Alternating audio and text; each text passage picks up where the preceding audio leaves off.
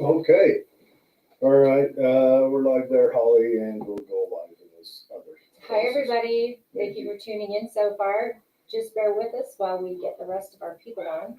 But you have just stumbled across Political Head Trauma, where if Head Trauma was a podcast, it would sound something like this. Yeah. And we are so excited today. So let me know when we're live. We're live. We're live. We are so excited to welcome Congresswoman Celeste Molloy from District 2. Hi. Our Congresswoman again. Thank you Mhm. for being here, Celeste. It's good to be here again. We haven't had you on in quite a little bit, but It actually hasn't been that long. Oh, I It's know. just that things are happening so Oh. fast right now in Washington, D.C. that every month feels really long. It's the 20th today, right? 21st. 21st. So it's been 1 month and 1 day since Donald Trump was inaugurated. Is that crazy? That is It crazy. feels like he's done more in that 30 days than Yeah. all 4 years of Biden, and all positive. And I cannot say this enough. This is not all Trump's doing. We have a Congress that is ignited and on Thank fire. We have a Senate that has just put people through. Cash Yeah. Patel. Our senators are working the kind of hours that most people never expect Senate to work. Getting hearings done and nominees confirmed. But also, I think a lot of people have not noticed in all the news about what the administration's doing. Okay. I don't think people have noticed what ambitious goals Congress is taking Absolutely. on right now. Absolutely. We're taking on mandatory spending and discretionary spending at the same time, and we're trying to do it really fast. You told us this when you came here, and I'm reminding all of you listeners, she came here to explain why she voted a certain way on the spending bill. And your words during that show was, I have to vote this way because when Donald Trump wins, we need to hit the ground running. And that keeps echoing in my brain every time I see an executive order, because without your support and without the Senate support, these are just executive orders that could be turned like that. Yeah. And this time around, you're not dragging, not you, but Congress isn't dragging their feet. We know who supports the orders and who doesn't. Yeah. Those people are ousted. Well, and we're talking about cutting trillions of dollars of spending, or at least finding trillions of dollars of savings. Yes. By cutting spending and doing other things. And those aren't conversations we were having, not in any really serious way before. Ever. Now, yeah. So the media likes to talk about how Republicans are fighting with each other, and it's kind of true. We are having really important debates within our caucus, within our party, about do we cut $2.5 trillion or do we cut $3 trillion? And I'm fine with people seeing us have that kind of a debate between Republicans. It's crazy. That's how Okay. it should be. I want to throw this out there. You came here that time to talk about why you voted that way. Yeah. To get a butt chewing. Right. Well, No, it's a stand up thing. thank you. You came here and you said, faced the fire. you came here and you said, I'm going to take it. So, and you justified it. And I even disagreed with you then. I do have concerns about now, but that's because it's moving fast. And I can't even, what I worry about, I always worry about the old adage, never assume power to yourself that your enemies can use. Sure. I agree. Whatever weapon you form will be turned on you at Yeah. some point. Yes. Yeah. Stare too long in the abyss, but I get asked about that a lot. Let me address that, because I did a town hall last night here in Tulare County, and it was the first one I've done since the new administration got in, and there were a lot of people who showed up who were really upset, and other places I've been, people I've talked to, they keep saying the executive branch is too powerful, the president's doing too much, where's Congress? And the first thing I want to say is welcome to the party, because we've been saying that for a long time. The executive branch is too big. No one person can possibly control everything that belongs to the executive branch right now. But Congress is not just sleeping on this. We have a Republican president, Republican House, Republican Senate. So most of Congress agrees with most of what the president's doing right now. Right. And he's moving quickly through executive order and executive actions to trim down the executive branch. The people we're talking about work for the president. Yeah, he's literally diminishing some of Yeah. the powers that the executive branch has had in the past. Yes. And so for all the people who are out there screaming that this is an abuse of executive authority, it's kind of a tortured argument that the executive shouldn't be able to shrink the executive branch. But Congress is also working with the White House to make sure that we're legislating a lot of these changes, because if they just happen through executive order or executive action, the next president can come in and reverse all of them. And we've seen over the It's last happened. couple of decades how that pendulum just swings back and forth. And it's not good for the economy. It's not good for our love for our fellow man in this country.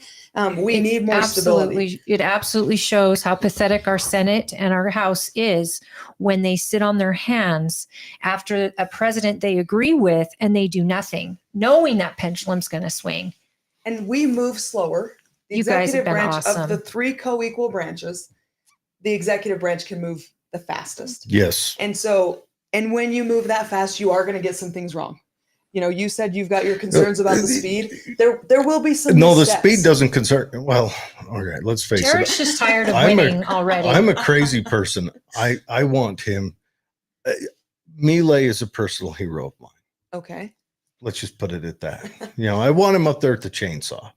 I want him saying merde or whatever that word is. It's don't know. Spanish for get rid of it because it needs to go down the toilet. But no, my concerns, I don't even know what they are yet because it is moving fast. It is excellent. Yeah.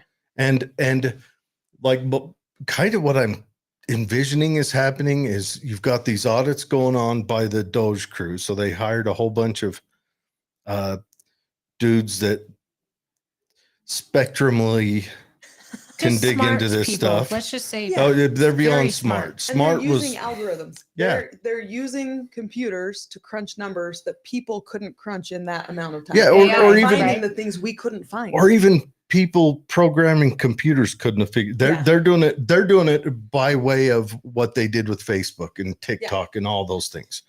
The algorithms. They And when find. you look at the size of the federal government and how many agencies there are and how many accounts each agency has and sub accounts of sub accounts, it's insane. it would be tough for an auditing team to go in there and crunch all those numbers and hold an agency accountable. That's how money gets laundered so quickly. But algorithms can find it very quickly. Duplicates too. Yeah. But what I'm envisioning is they're finding it, and everyone's like, "Well, they're giving him Musk the power to fire." He's not firing. What he does is he just kind of gives a report.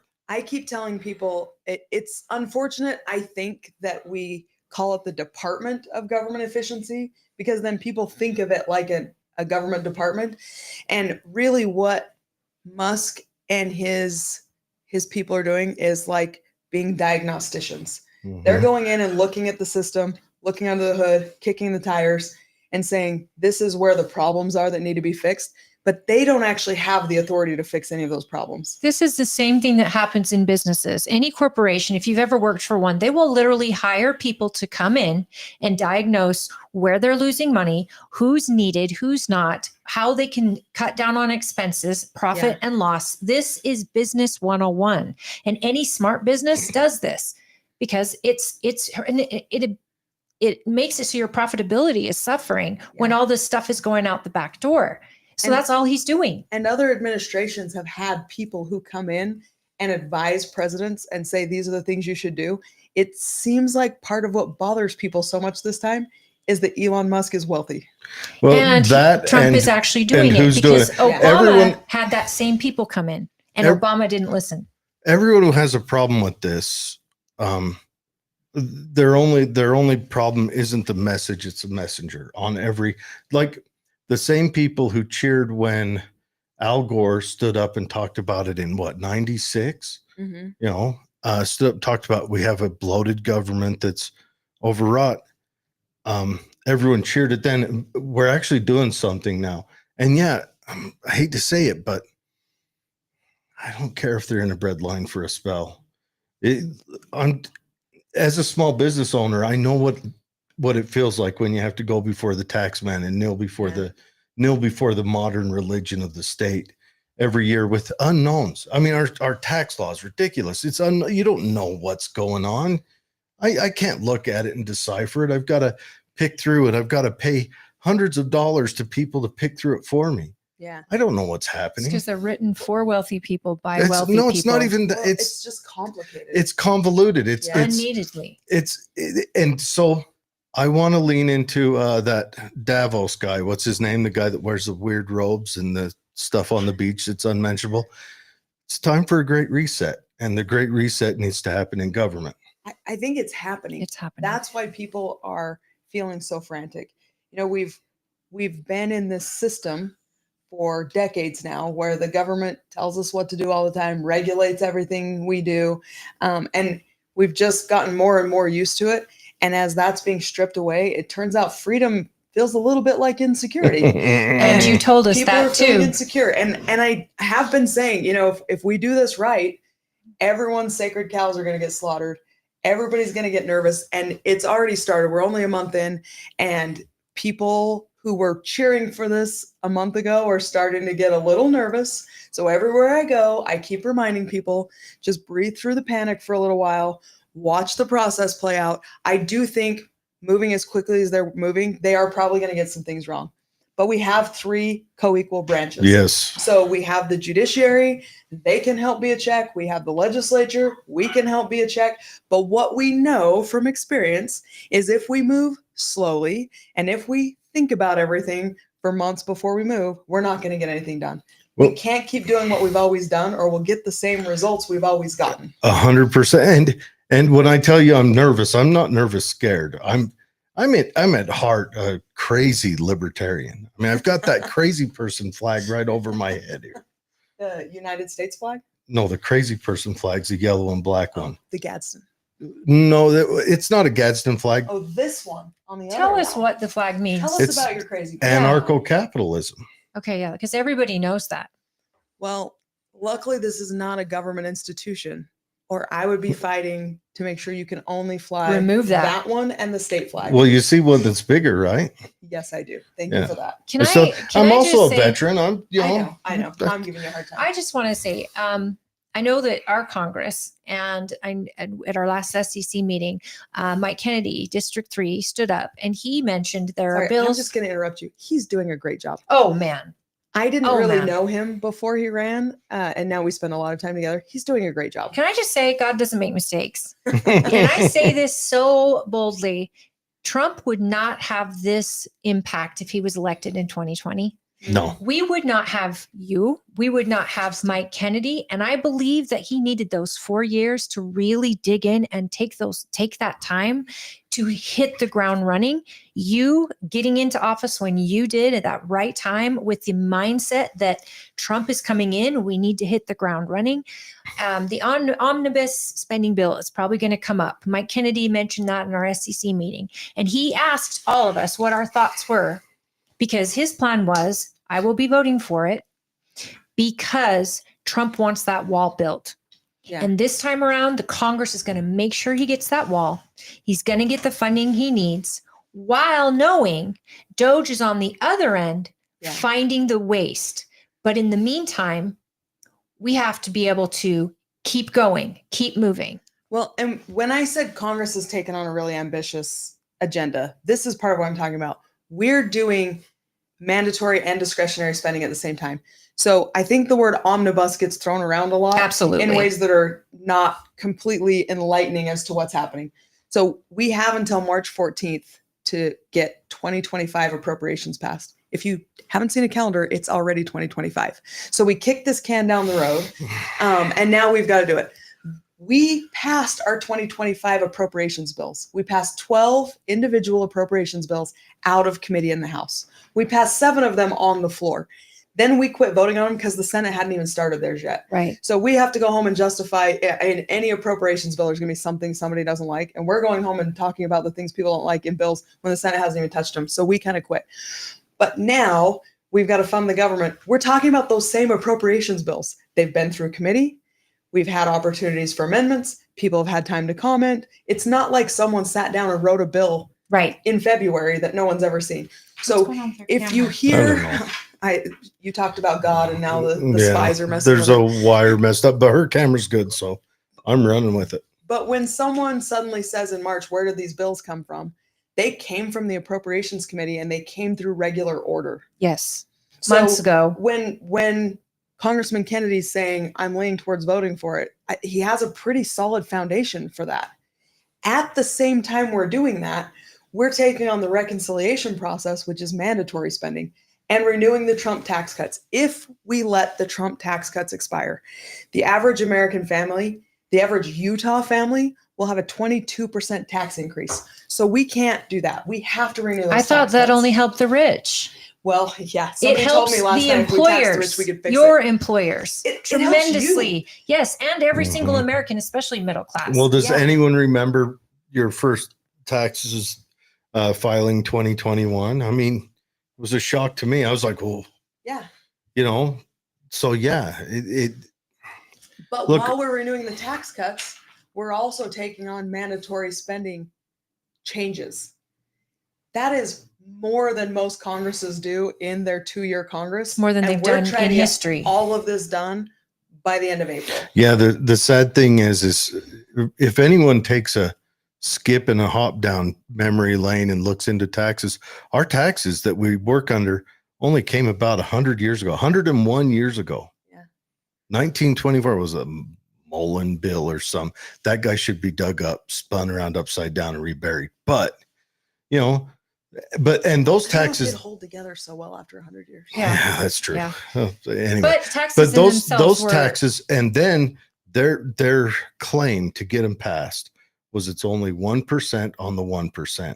And look at us now. I am nowhere near 1%, and I they pay. claimed that it would never get bigger than that because the people would never stand for it. no, Yep. we threw tea in the ocean when it Nope. got to be. And then you get tea. the hero Roosevelt, call Yeah. me, and he come in and he stole everyone's gold and levied taxes so he could go to war on another continent.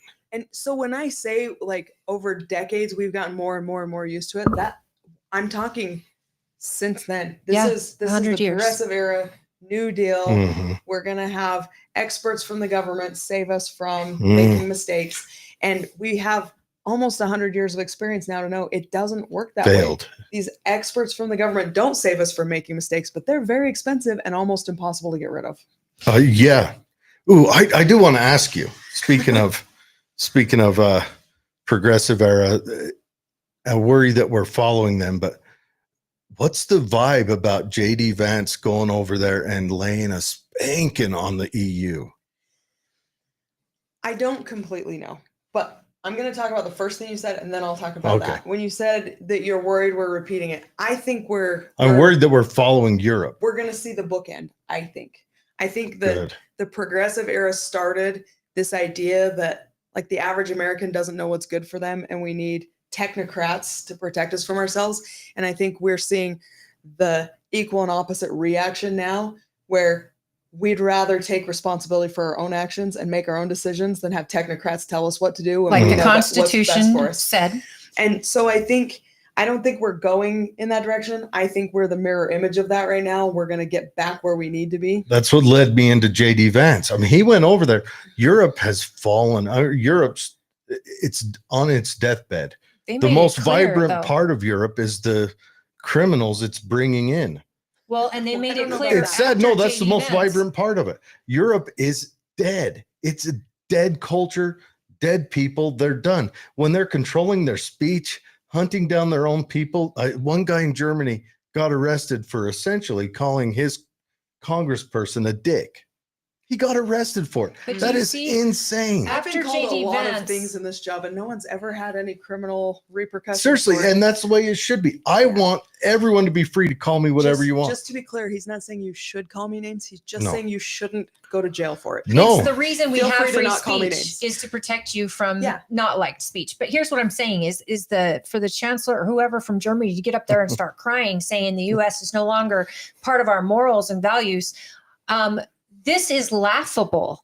JD Vance told them Freedom of speech That is going was- to get your people, your public wants freedom of speech, and you're not listening, and you will face a reckoning. And that is no kidding. People will. My family lives in Germany to this day. They don't go out in the street by themselves. They are afraid of the immigration that's been brought over, and they are losing their own businesses. They are losing their own freedoms. And they're like, wait, what's happening? What is happening? They're losing their they're in the land. same place we were in 2021, where you would be penalized or canceled or anything for speaking out against the jab or against the government or against They're in a worse place. transsexuals. They were in the same place then. They've gone past that, where you can't let the thoughts in your head fall out of your face. Well, you can't even pray. I hate when people compare us to Europe anyway. Good. We are bigger. We're better. We're better looking. We have better food. We operate have on a different set of bigger principles. cars. Yes, absolutely. Yeah. Half-ton trucks. They're small Hey, trucks. we have a Yeah. short time. Yeah, and we can drive fast, Yes. not just in Germany. Yes. And we do drive. In Germany, then everyone has to take transit because they get so regulated on vehicles and Mhm. emissions and all of that.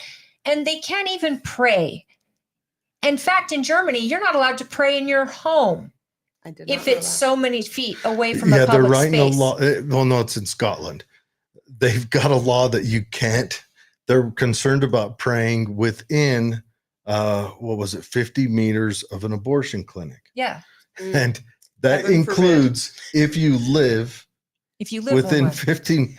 You know, it's funny because Scotland's history is very much shaped by their unwillingness to bend their religious freedom to the government.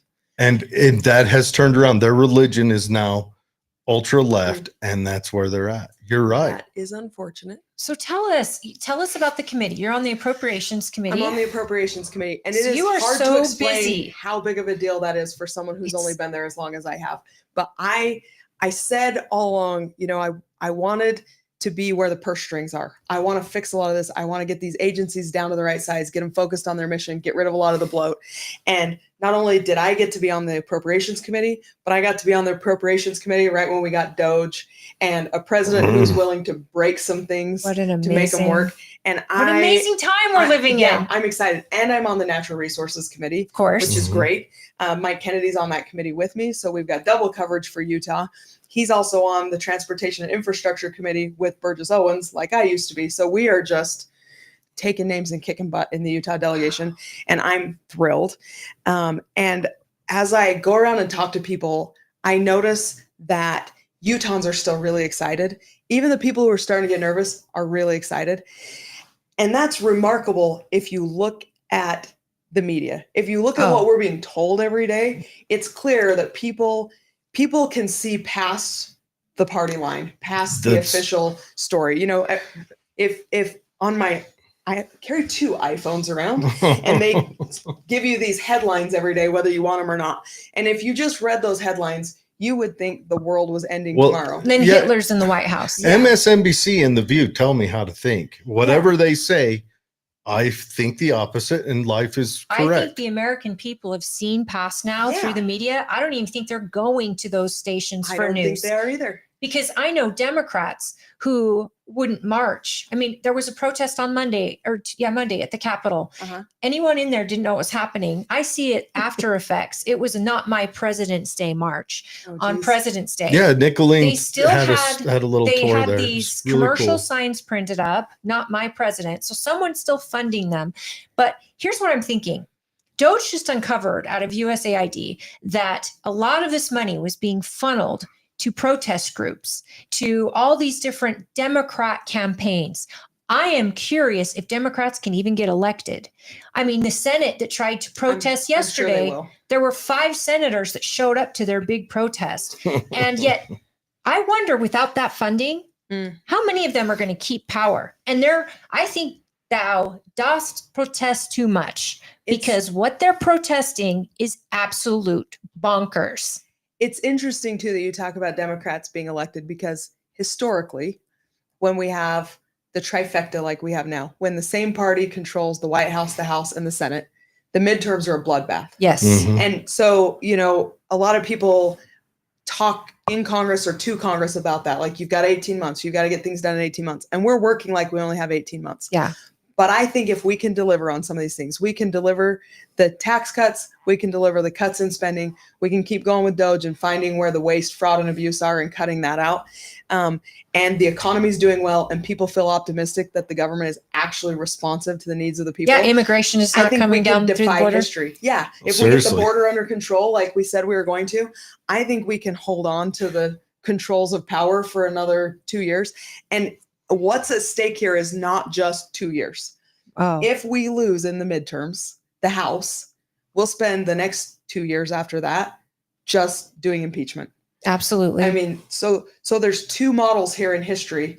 There's the second half of a Trump administration model that we've seen before, and then there's also the midterm, miracle that we've seen before.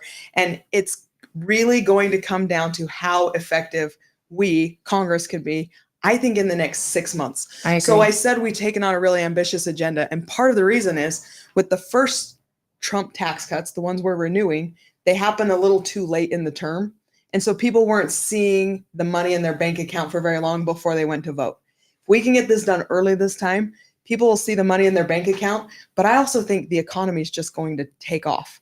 And if people have more money, if eggs aren't like gold bars anymore, and I know that has a lot to do with the avian influenza. Yeah, too, that's more of a. if you can afford fuel and milk Mhm. and bread and your rent, or whatever, and you're it getting is, more money from your paycheck. Last time they Yeah. did the Trump tax cuts, my husband, his company, gave bonuses to the entire staff and hired more staff.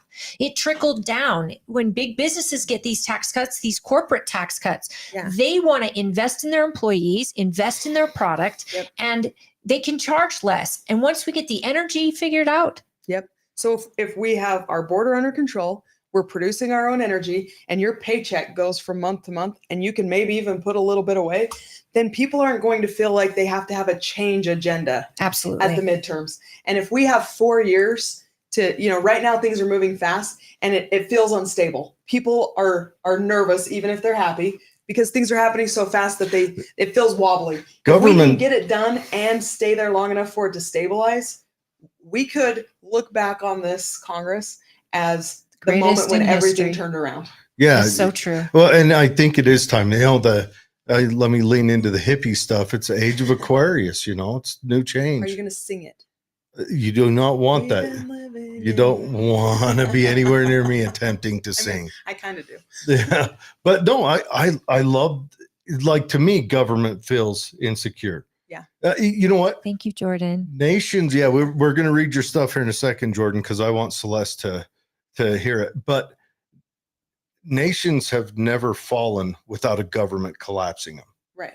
Never once has a geographical area collapsed without a government collapsing it. And I've said on your podcast before, my biggest fear for our country is that we'll just walk away from our own system of government, because we've been told over and over and over for the last decade Yeah. that we're the bad guys, we're the aggressors, we're the problem, we aren't exceptional, we don't want to do good things, and it's really undermined our belief as Americans that we have a responsibility to show the rest of the world that personal freedom actually does create personal wealth, that we can take care of our neighbors without the government putting a gun to our head, taking our money to give to our neighbors. Yes. And I'm so excited because I think we're about to see this play out the other way. I think instead of us walking away from our system of government, We know it. we're about to strip our system of government back down to the basics and act like we believe in it again. Maybe we'll have a college course that reads the people's history of the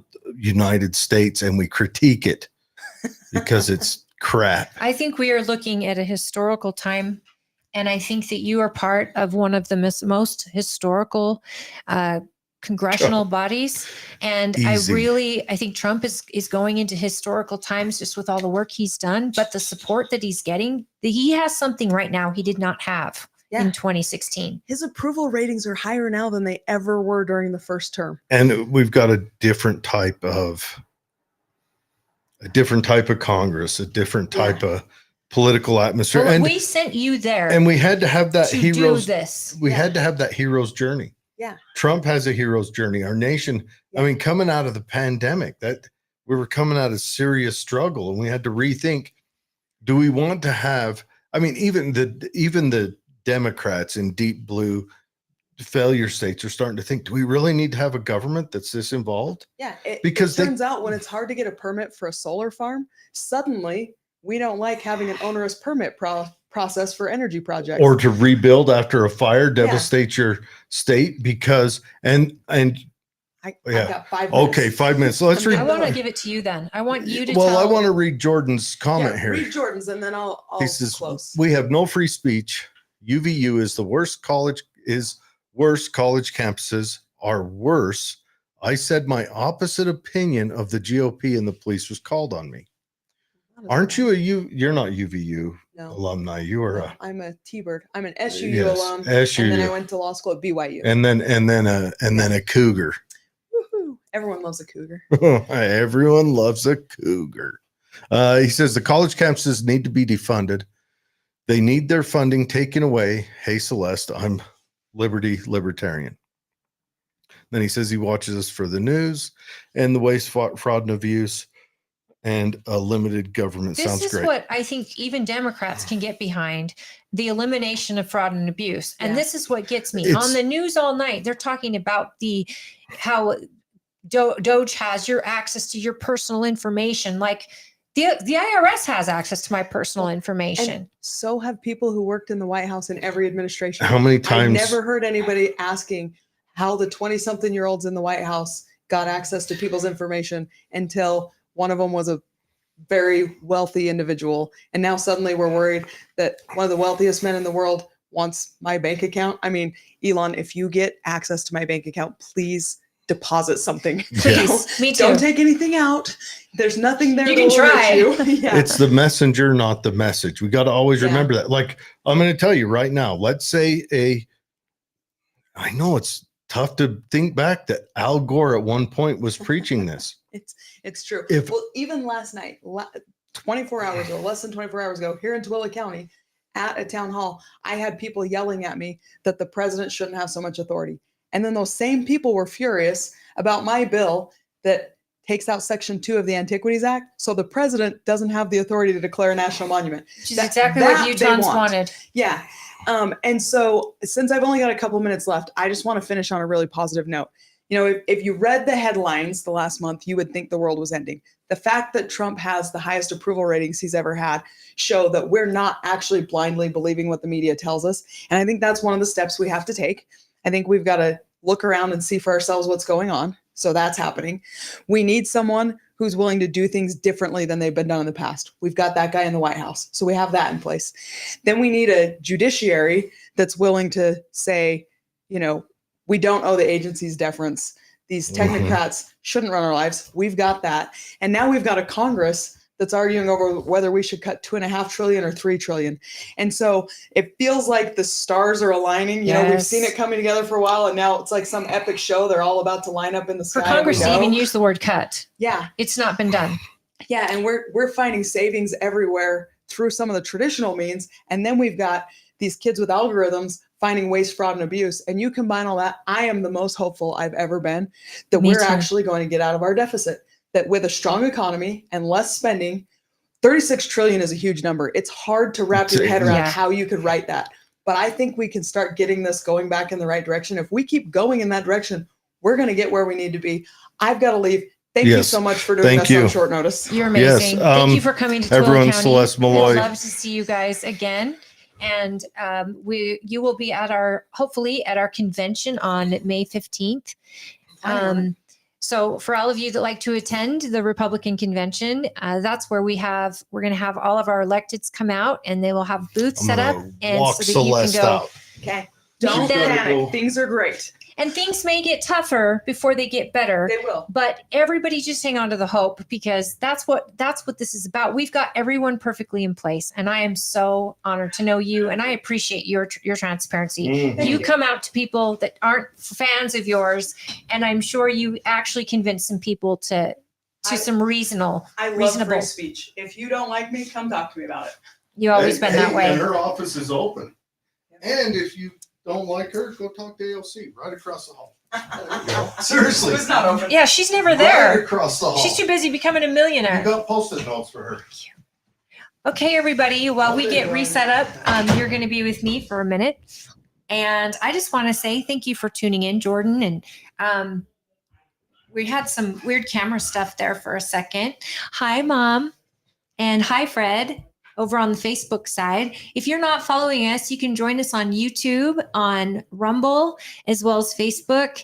And please participate in the conversation. Send us your comments, and we'll try to get them read.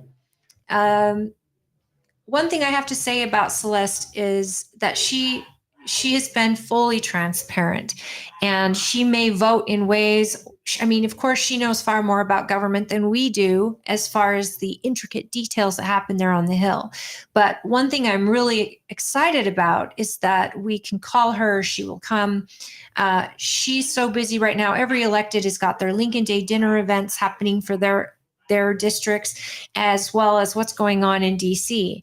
And we've seen the Senate just confirm Kash Patel, which gave the 4 big ones that we thought were going to be tough. The Republicans came through for us and gave us Kash Patel, RFK Jr., Tulsi Gabbard, and oh my gosh, Tulsi Gabbard. Who was the 4th besides Kash, JFK, or RFK? Tulsi, and then our Marcus Rubio, Marco.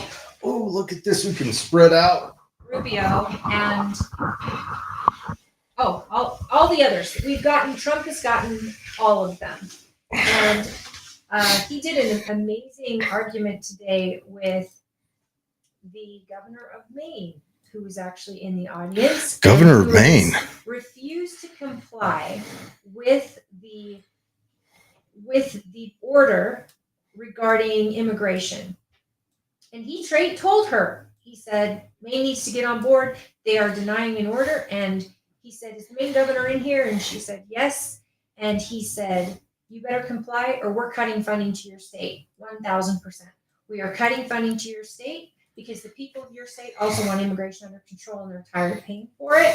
And she said, we'll see you in court. And he said, great, see you in court. And this happened live.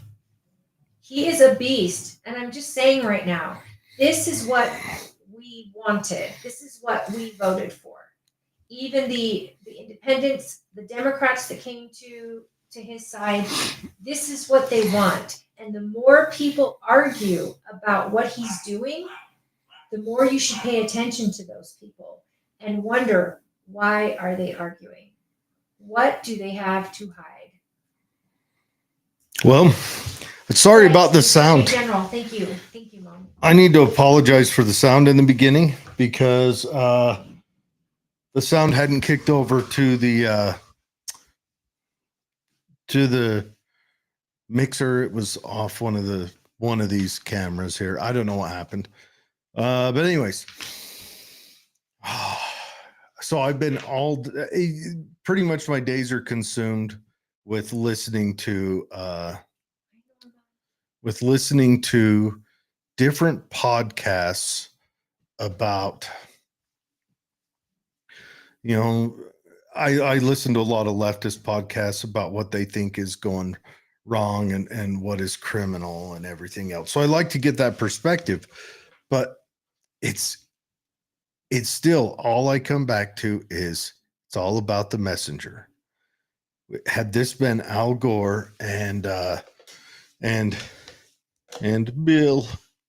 Bill Clinton, had it been them, the Democrats would have been happy, but the Republicans would have argued against it. Clinton talked about doing a budget, and he actually did one. He did have his Congress, I believe it was a Republican Congress, actually balanced the budget. Forced on him by Newt. And then you had Obama. He had people in there advising him on government waste and spending. And the whole thing was that their job is to give that information to the president and to the department heads, and it's their opportunity to make or change something. And they didn't. And they were given the same thing. Doge is no different than that. Doge is a department. They're a department, but they're really not. They are advising the president on where they're finding waste and spending, and the president is letting Congress know, and the president has the ability to do that. He's the one person who does.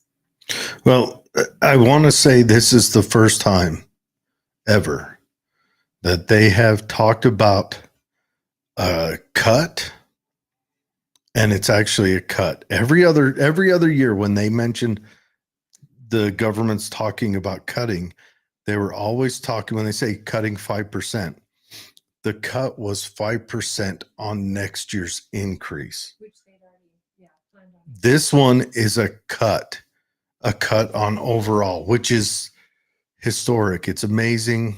I'm here for it. I'm drinking it in. I couldn't possibly be happier.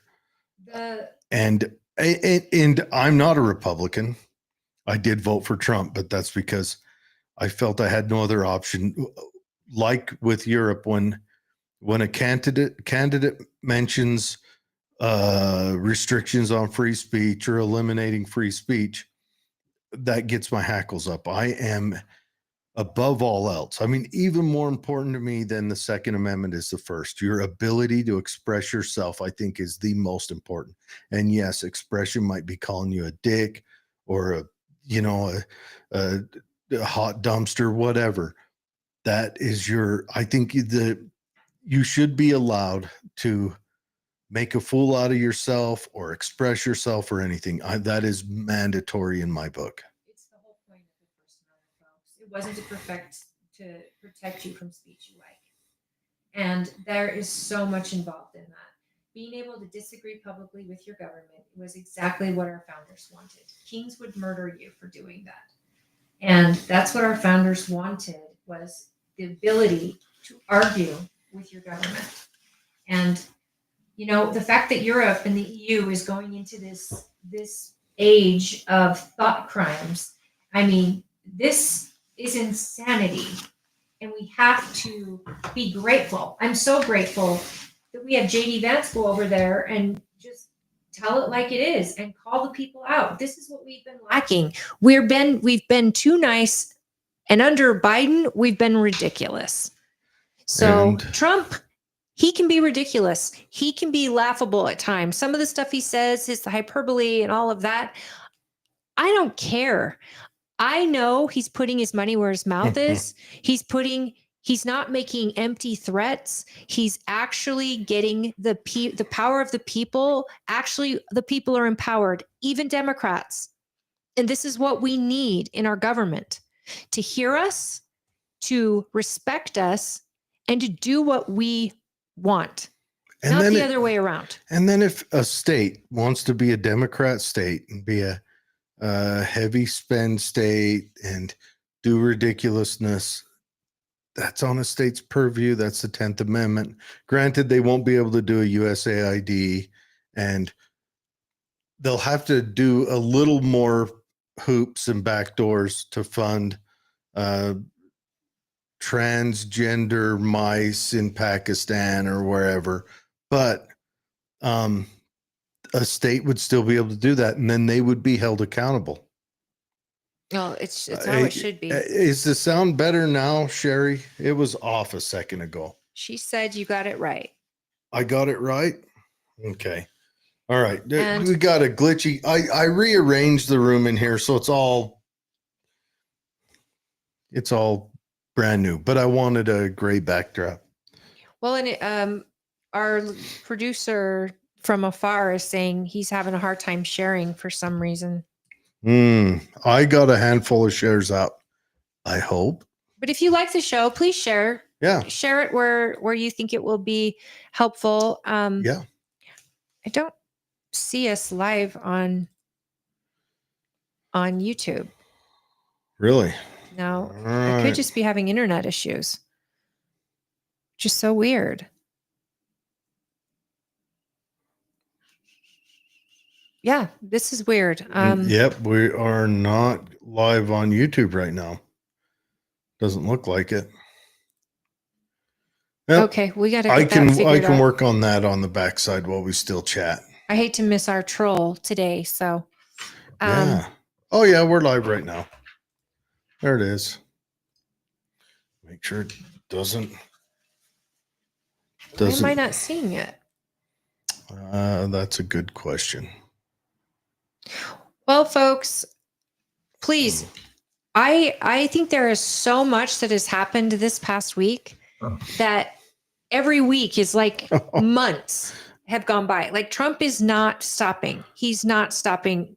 And I'm so happy to know that our Congress is on board, our Senate is on board. Mitch McConnell today said he's not going to run for office. We said it yesterday in 2026.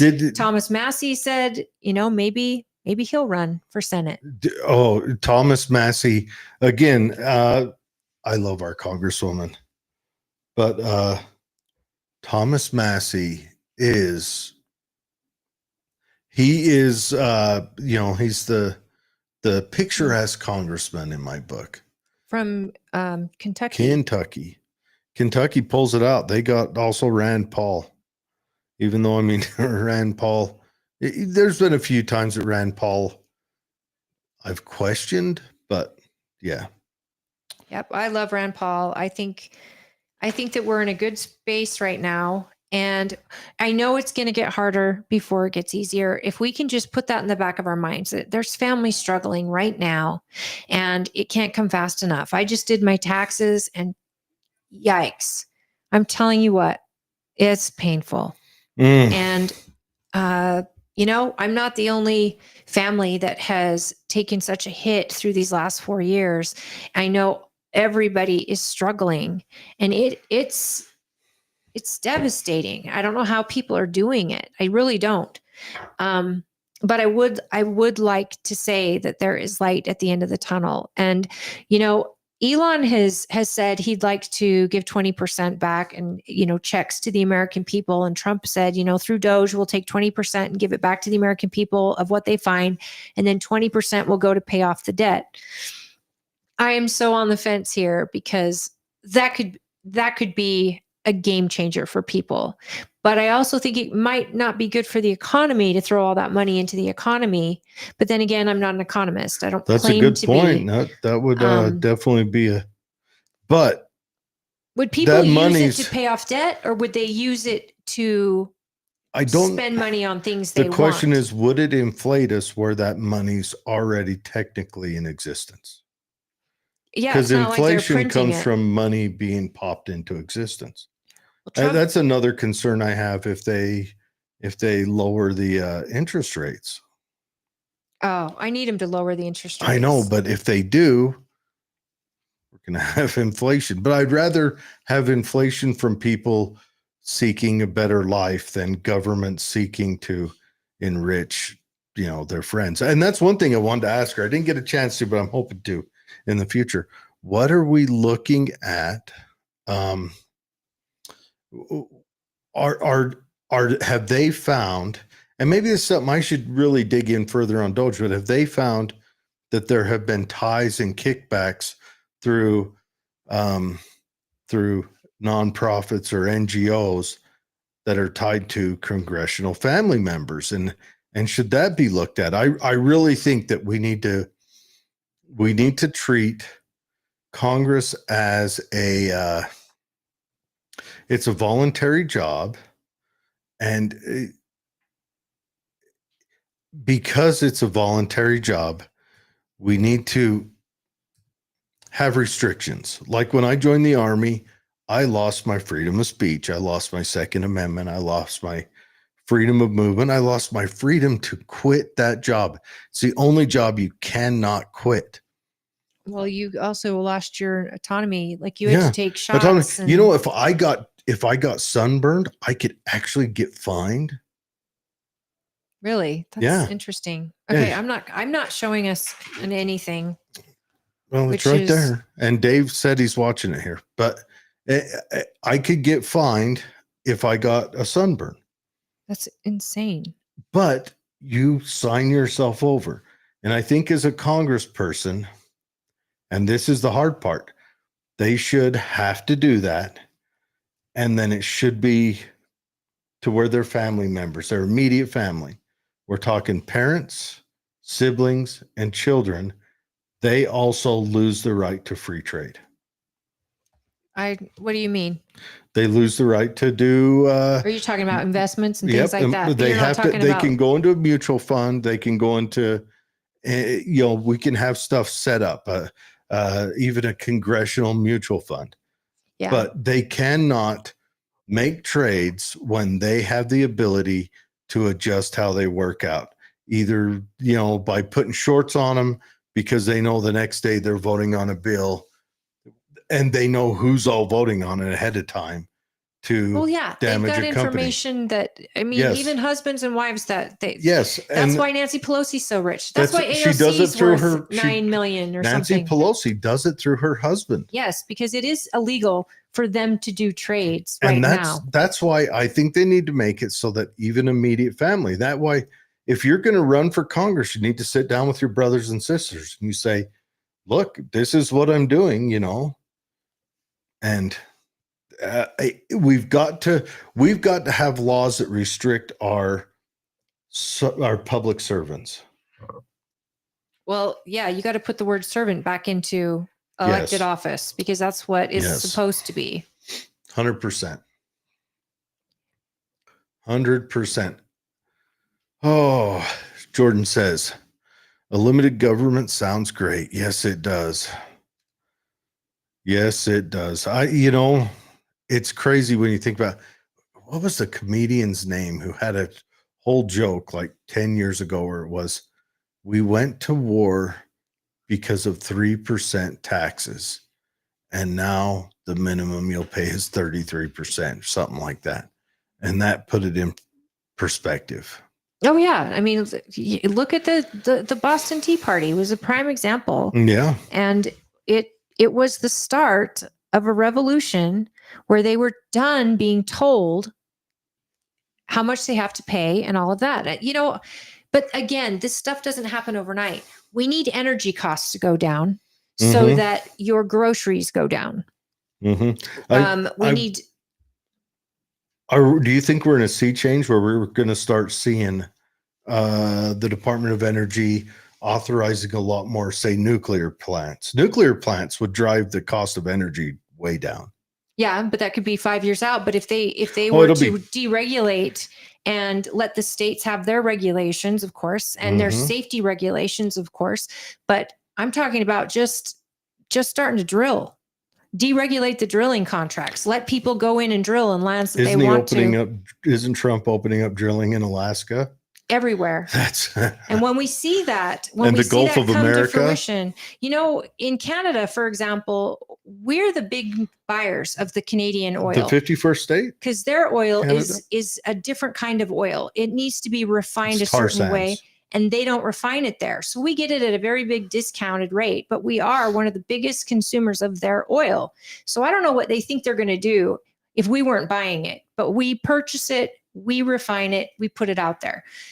Canada, if we open up and deregulate just the drilling across this country, and we start to see gas prices plummet, your grocery prices will plummet because most of that cost is coming from the transportation of your groceries. The egg prices, they've got the bird flu thing. Canada just bought 1.5 million vaccines for bird flu. So pay attention to that, folks, of what that's going to be. They better not let those anti-vax chickens protest in front of any of their capitals. I think it's for people.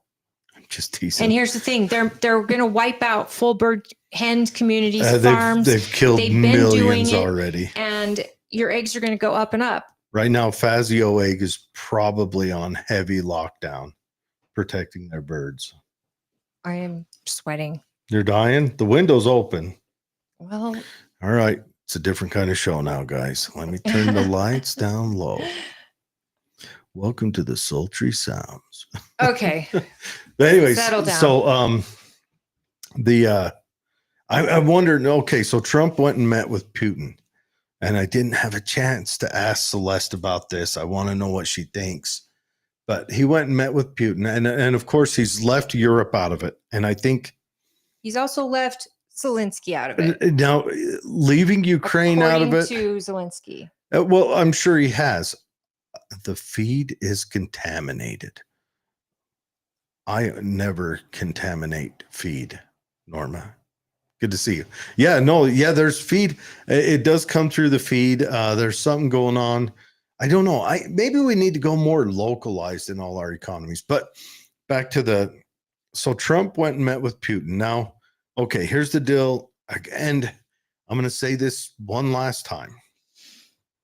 I know it sounds like I am a Russophile because I do not support the war in Ukraine.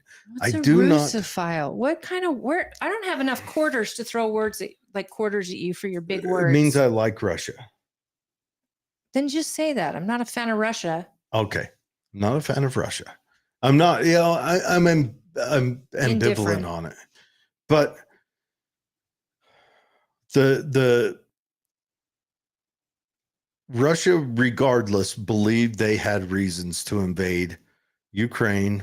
I think it was an invasion that was aimed at the rest of Europe and the rest of NATO more than it was aimed at Ukraine. And I give Ukraine props for standing up to them. Ukraine showed up to the party. They really did. In force. They fought their guts out. The problem is they can't afford this fight by themselves. And I don't think the American populace has the stomach to try to afford more fight on behalf of others. Here's the thing that's bothering me. Trump came out and said, we've given Ukraine $350 billion, which I have said on this show repeatedly. I know the press is lying about how much money's gone over to Ukraine. It's got to be over 300. It's got to be. Just from the math I was doing when they're like another 50 billion here, another 100 billion there, another 20 billion there. So 350 billion has been given to Ukraine. Zelensky says he doesn't know where half of it went, and he said that publicly. Then we find out that the UK has given, or the EU has given 100 billion, but that's as a loan that's going to be paid back. And here the United States is getting not a loan, it was a handout.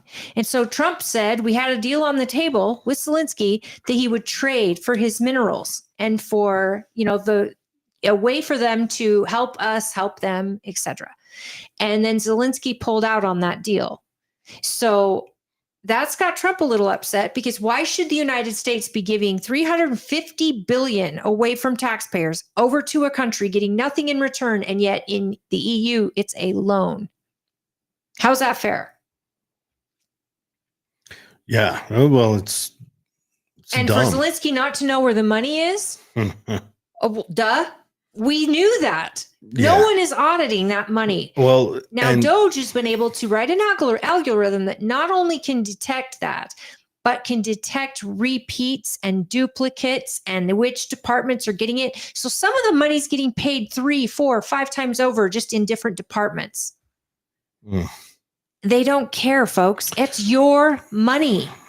And they haven't cared. It's your wealth. It's your children's future. It's your future. It's your social security being secure. All of this. If our government spends us to where, if our government inflates us to a point to where the rest of the world no longer trusts the dollar, where are we then?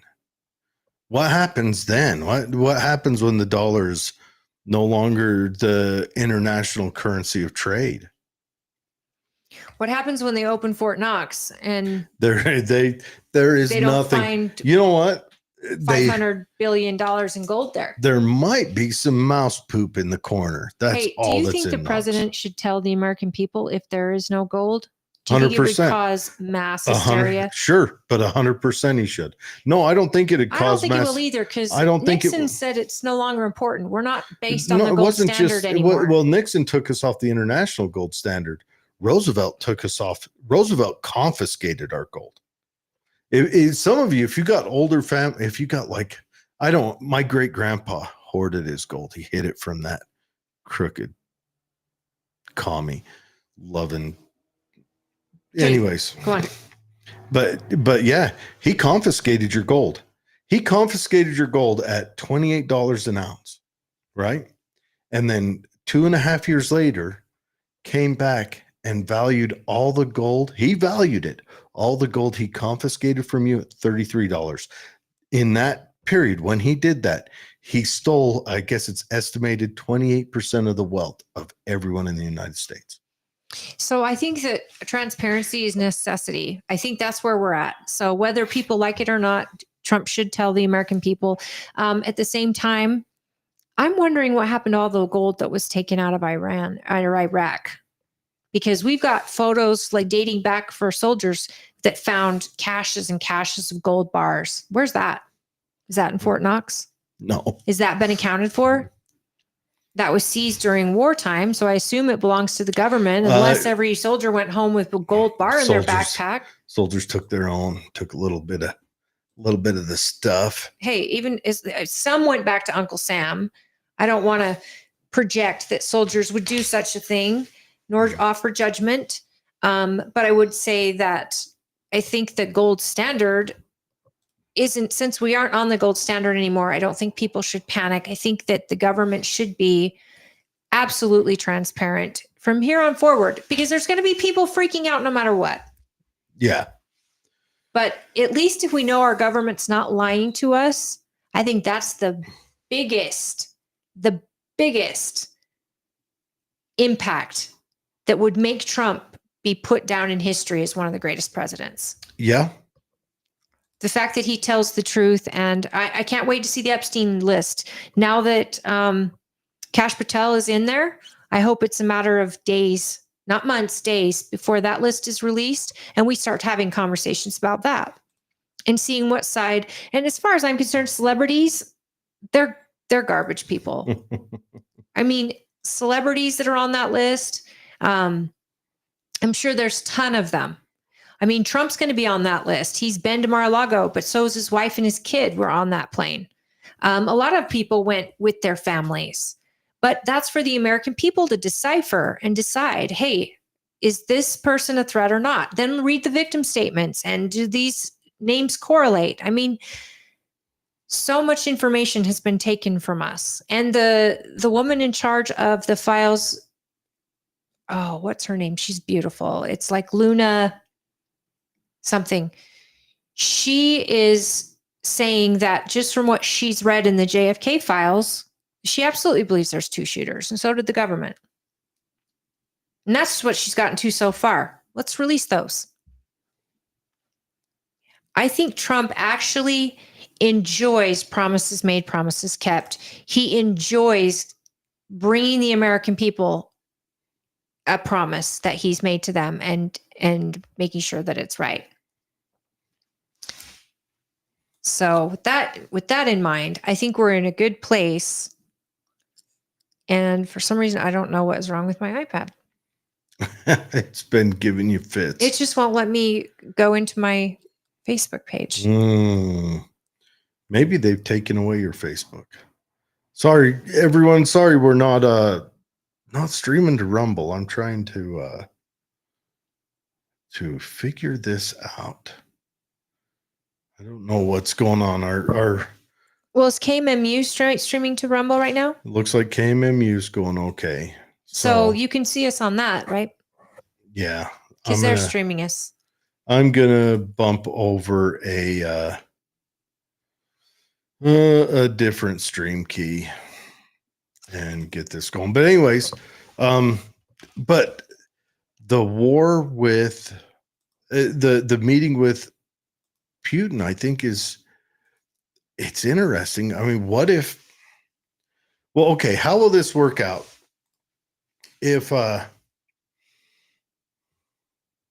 will this work out if he gets a peace deal with Putin and Ukraine's not involved with it? Will Ukraine still try to fight on? Well, that's the question. As we had our guests last time talk about it, Ukraine doesn't want to give up land. They don't want to give up, their sovereignty, which we all understand that. But a peace deal may have to be brokered where they do have to give something up. And Zelensky has not liked that Trump called out that they're not having elections, which makes him a dictator. And I think that's got Zelensky upset. He's upset that that Trump would meet with Putin on his behalf. And this is just how brokered deals are brokered. And he's met with Zelensky already. Trump has. So now go meet with Putin and find out what Putin wants out of this. And then decide to bring everyone to the table with solutions, not problems. And I think we have to know exactly what Zelensky really wants the outcome to be. Does he just want Russia to leave? Does Russia get to keep the land that they conquered in a war? I mean, that's normally the winner gets the spoils, right? I'm seriously afraid. Well, not afraid. I think that's what's going to happen is they are going to lose some land. They're going to, I mean, Crimea, I think, is probably already gone. And okay, think it through. Sorry, I'm trying to take care of this stuff. But we're already on KMMU, right? Yeah, but so if by chance they're able to think something through and come up with a fair deal, I think the worry is that Zelensky will deny it outright. One, because he's mad that the purse strings have been cut from the United States, which I hope they have been. No offense. But if we're getting nothing in return and everyone else is getting something, I mean, if there's going to be a loan situation or a minerals option for the United States to have some payback to the taxpayers, I could see that being reasonable. But if Zelensky's going to say, no, I'm done with the United States, well, then where's he going to go next? The EU? Because EU they won't do something for nothing, as they've made clear. The meeting was in Saudi Arabia, where they hosted Trump and Putin, right? Yeah. Well, Putin's representative. I think that as long as there's talking being done, we are moving the ball forward. And that's what's needed. We need to be further away from a World War III situation. We need Zelensky to come to the table, of course, but we also need to know what it is Trump can do to get this war over. Why is the EU not up there talking peace talks with the both of them? Why is it America that's got to be over there going, okay, we've picked a side. It's Ukraine. Here, taxpayers are going to fund it. I know that we believe in freedom for all, but even in Ukraine, they don't believe in freedom for all. They have their own mess happening. They have their own free speech stuff happening. And it's again, not what the founders intended, that we go fight every single war that is happening around the world. It's Norma. Well, the EU is probably they want to knock Putin back, because if Putin, let's say Putin is the warmonger who wants to conquer everything, they're in trouble. Let's face it. I mean, I don't care how much Germany brags about its panzers. We have more Abrams in Germany than Germany has panzers. I may not be right on that. We probably left more equipment in Afghanistan than most countries have. Than the next 5 countries have. You know, so let's just face it. The EU has given, Europe has given up on the world. Now, Eastern Europe hasn't. Eastern Europe is, they're striving ahead, finding their own way. Hats off to Poland and Hungary. They're figuring out their own way, and they're going to stumble and make mistakes, but they're just kind of being reborn after being conquered by the Soviet Union. Do I want Putin to take all of Europe? No, I don't. Couldn't we find out with a conversation with Putin? Isn't that what Trump's sitting down with him is, hey, what is your plan here? Are you mad because your pipeline got blown up? Are you mad that you don't have access? His pipeline got blown up after. Yes, but what is it you're mad at? How do we make this right? Well, we know what he's mad at. And do you anticipate going after Poland or other border countries? And if you don't want border countries in NATO, that can all be arranged. I'll be honest. Poland would probably hand Russia's butt to him on a platter. But Poland. But if his intent isn't to conquer Poland, somebody needs to ask him. If what is his intent? If he's, we know what his intent is. They've been screaming it. They do not want NATO on their borders. Done. That could be fixed. Now what? Yeah, but that's it. But we've been pushing for that for 20 years. Not this administration. This administration's got one foot out the door of NATO entirely. But Russia's already committed into it. Well, yeah, there's a lot of blood been spilled on both sides. But here's what I'm saying is if Trump goes in and sits down and says, what is it you want? What's going to make you feel whole and that this war can end? And if Putin says, I want the property that I've already conquered, and I don't want NATO on my borders, and I want access to my ports, things like that, then you bring in Zelensky, who's going to say, no, we're going to keep fighting. Okay, well, you keep fighting, but the United States is out of this. We don't want to fund any more blood, period. We want your civilization to survive just like we want Russians to survive, and we want Poland to survive, and we don't believe Putin's going into Poland, and these other countries have all been involved. And Putin may have designs on Poland. I just think Poland would wipe the floor with them. Poland is a substantial arm.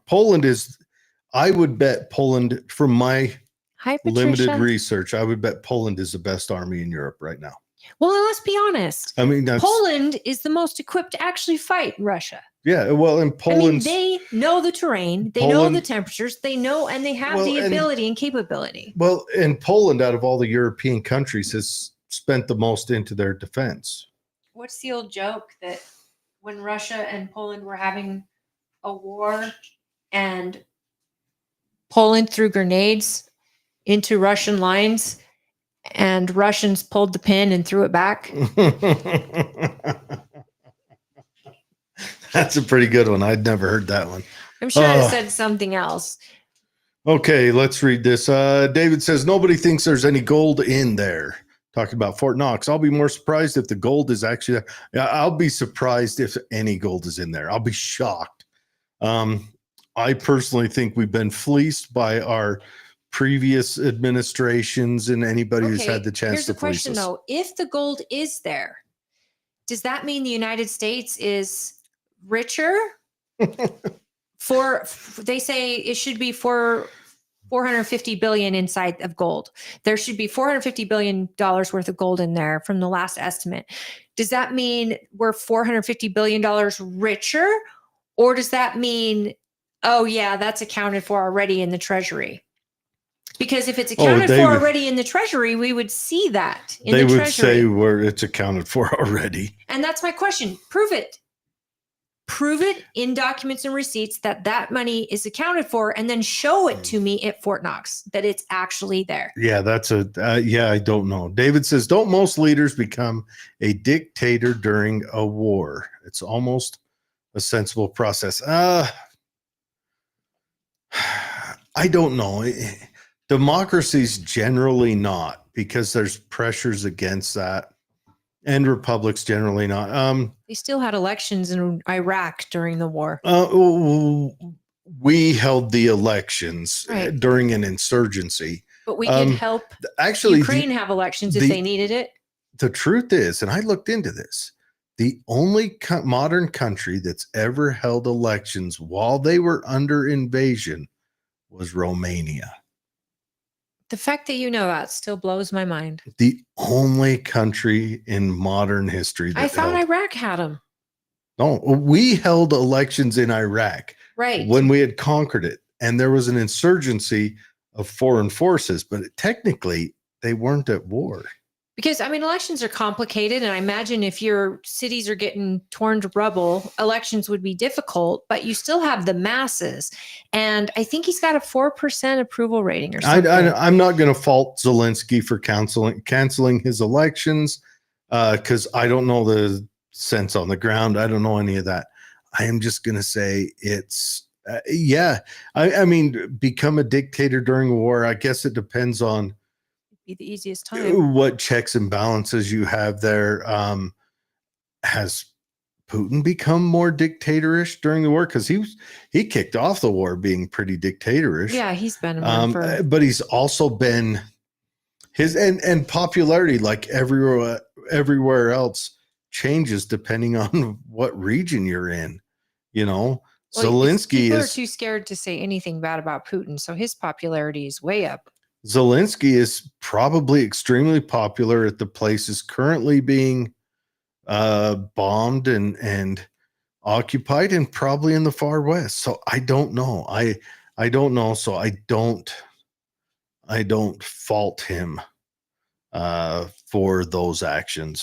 For halting the elections. I don't know if I'd want to call him a dictator. I know that's a popular thing to do right now, but I'm not competent enough in. I don't like the fact that he is constantly coming to the US for more money when he can't account for the money he's already gotten. I would like to know where the money's gone missing.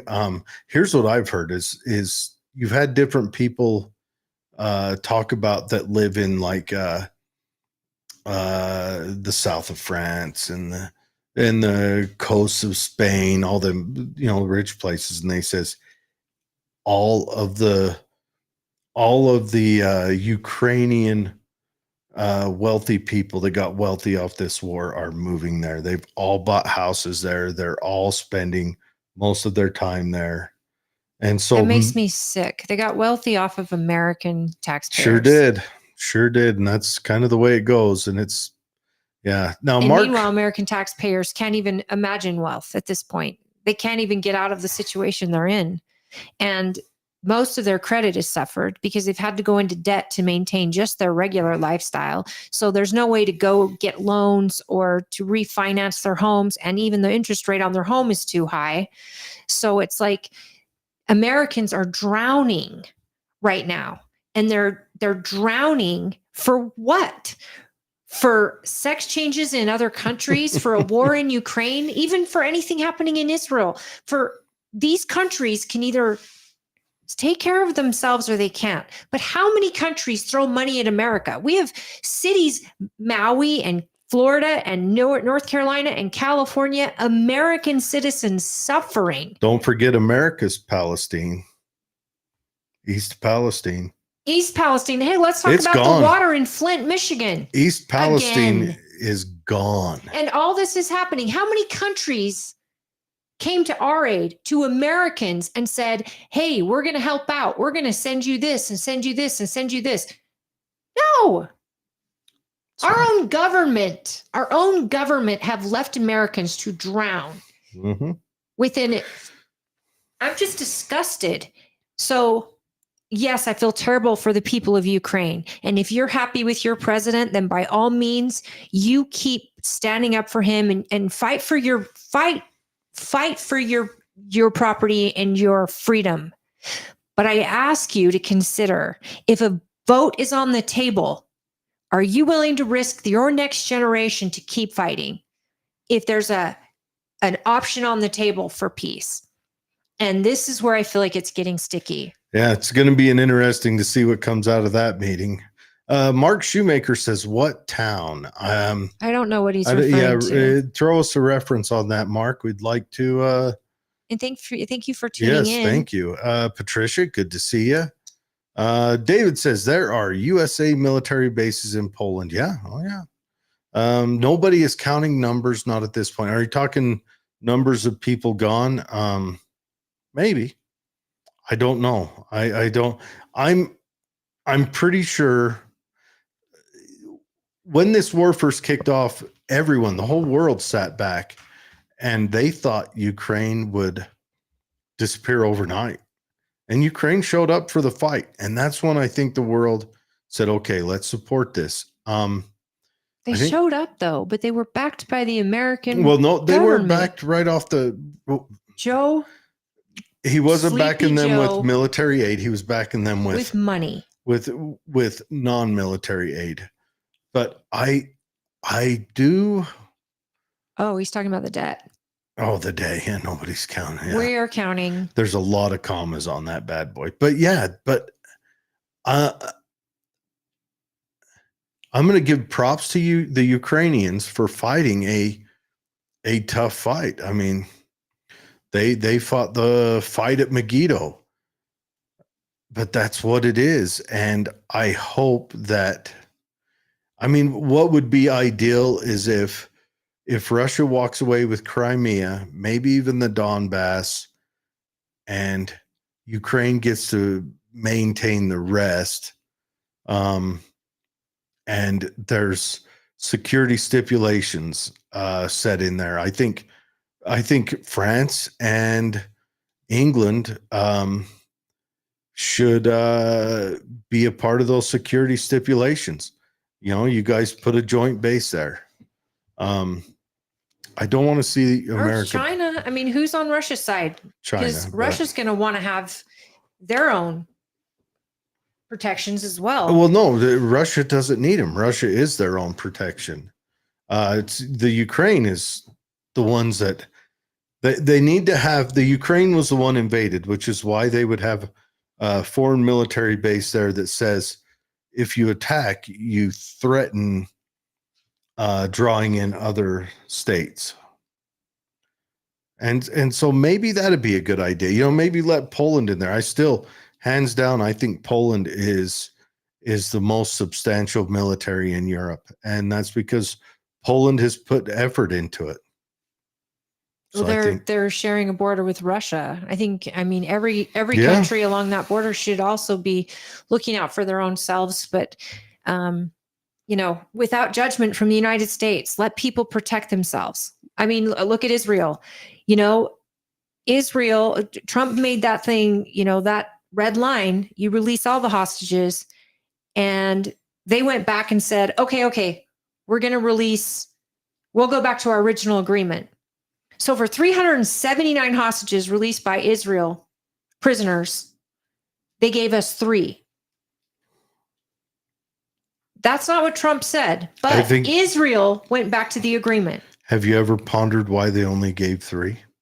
That's probably how many are left alive. Either that's who's left alive or they're being used as shields.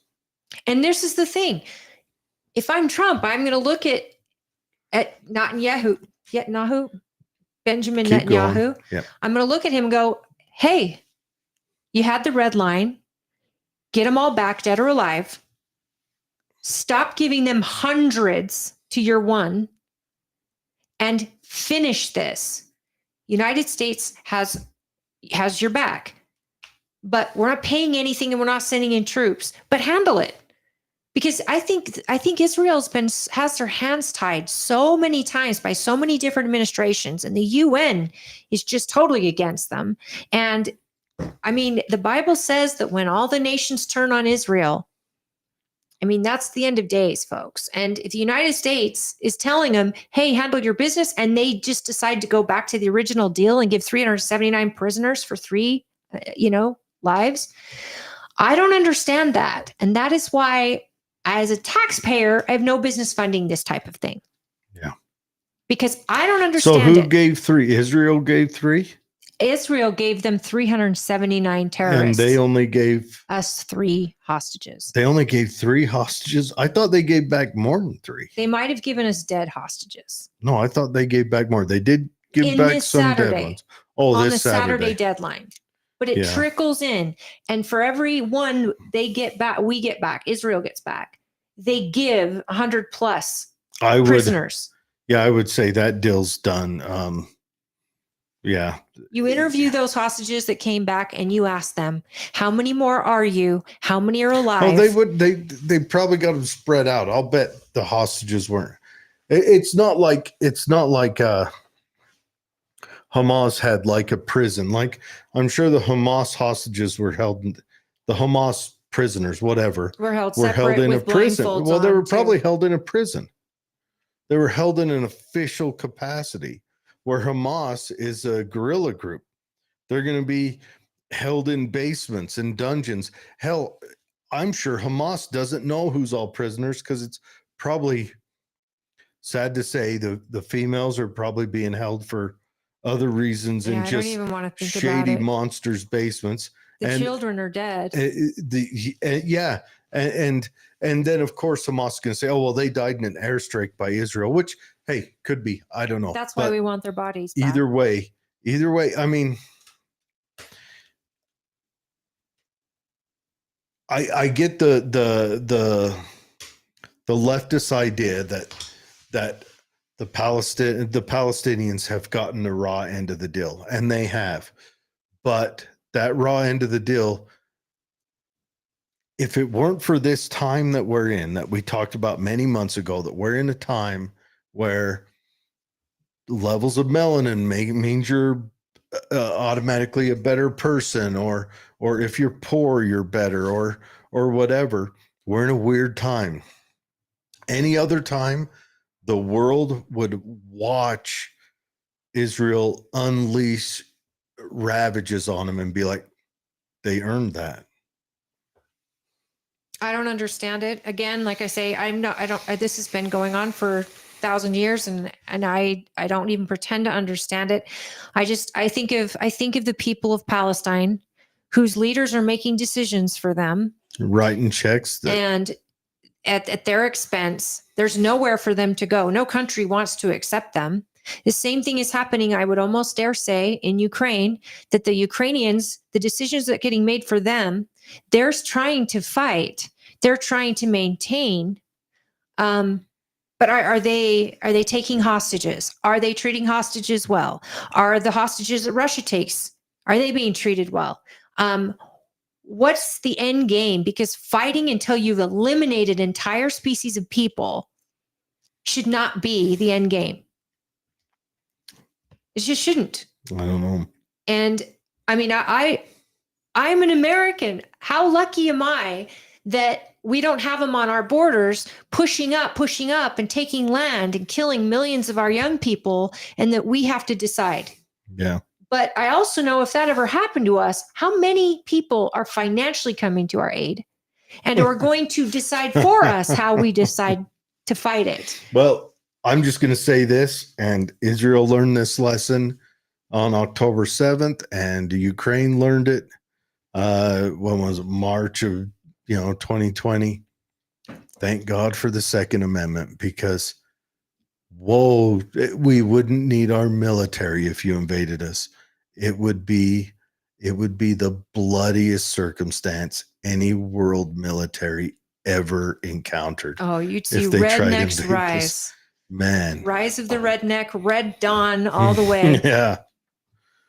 100%. And then they'd barbecue and crack open a natty light after it was over. And then you'd hear the phrase Geneva suggestions. I don't think they'd even need that. We Yeah. take no prisoners, right? Yep. But that's the reason, like, we have to fight for the Second Amendment. We have to fight for it. Here, let me give my pitch. I've been planning on giving this pitch.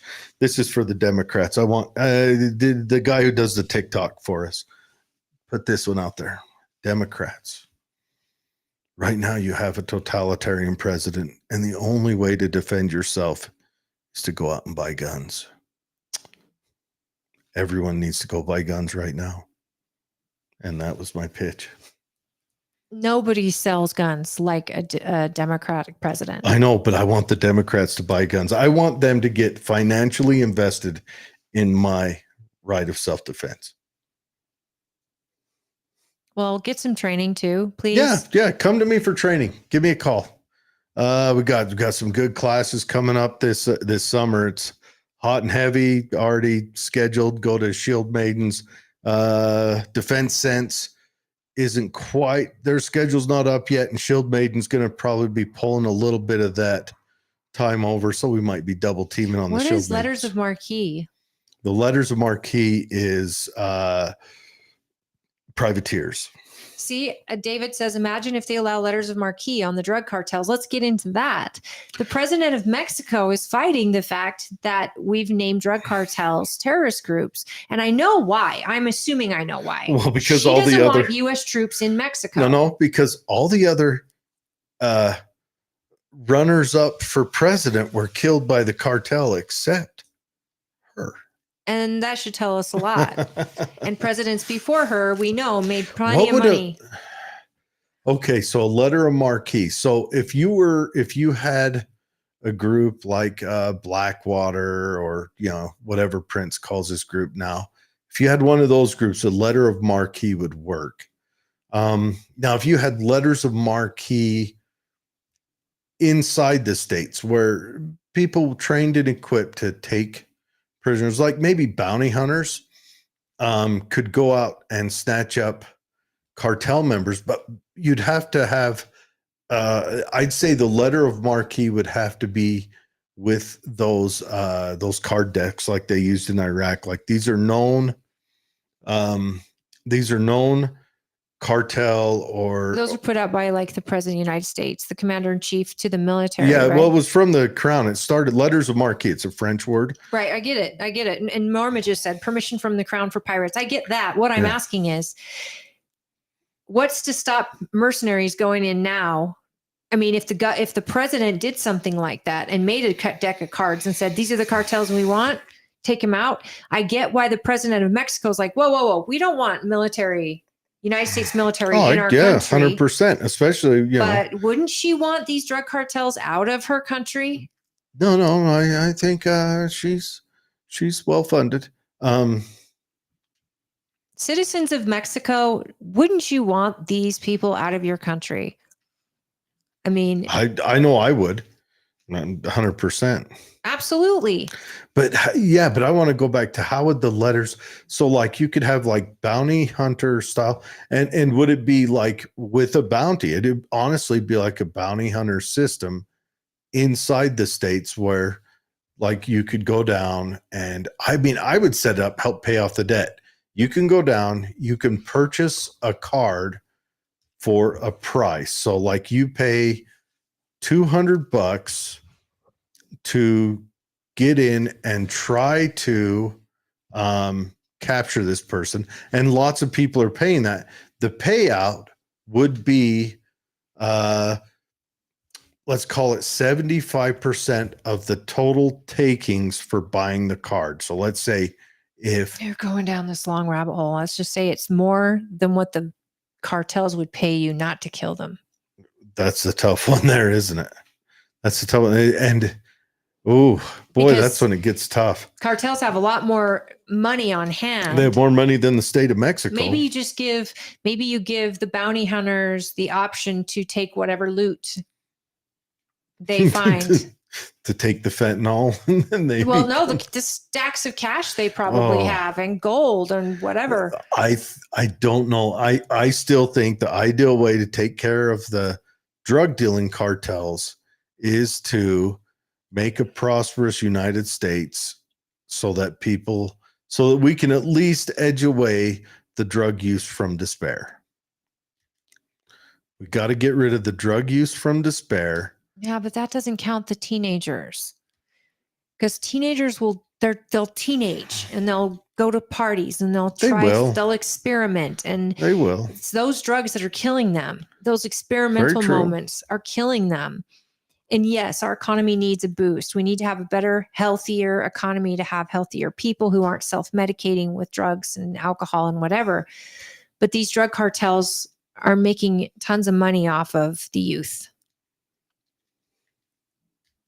And I mean, if we had a great economy, gangs probably would stop existing in places like LA if we fixed our streets but that again takes work of a family, of a village. Yeah. I do wonder, man, would drug use on the youth go down if we had a healthy economy? It's a lot to think about. If but anyways, their parents aren't struggling, maybe. It might, yeah. Future possibilities, we need to have. Yeah.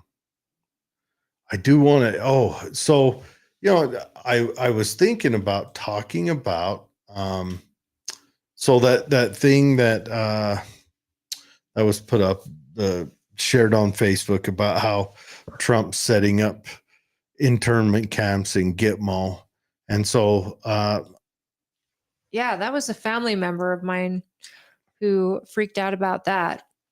I do. And looking into it more, I just have seen nothing other Well, than the UN. No, and I'll hold on. Norma says if the parents are addicted, the kids often follow in their footsteps. That's very true. Despair brings despair and repeats itself. So when I was in the Army, I was a part of something called JTF 160. I think it was called Operation Sea Star or Sea Sun or Sea Light or something. Anyways, and what it was is they had the big push from mostly kind of the Caribbean islands. A whole bunch of migrants were trying to escape Cuba, Haiti, Dominican Republic. Back then, Dominican Republic was pretty rough. It's doing a little better now. Couple from South American countries like that. So what we did is we rounded up all these immigrants who made, especially the ones from Cuba. I mean, I don't know if anyone remembers Ilian Gonzalez. I think that was his name. That infamous picture of the SWAT team, the SWAT member raiding the house where this guy's holding this little kid. And that was all about getting Ilian Gonzalez back because he escaped with his father, I believe, and they Yeah. were on a homemade raft. And the raft went down. The father died. But he made it to the U.S. They made it and all Cuba the way to the wanted U.S. him back. Well, it was his mother, or swap out parents maybe, who wanted them back and actually won in the courts of the U.S. to get their child back. Right. Which we weren't in the position to take a child away. Now, she may have done it under, with Duress. a little bit of coercion from Fidel. But anyway, so down there in JTF 160, they rounded up all of the migrants that had made it to the U.S. and some they caught out at sea and everything else, and took them to Gitmo, to Guantanamo Bay at the time. And I was down there. It was one of my tours. I was 8 months or 7 months, something like that. And what it was, we set them up in camps. You know, there was like 4 or 5 Cuban camps and 2 Haitian camps and one or 2 Dominican Republic camps, and and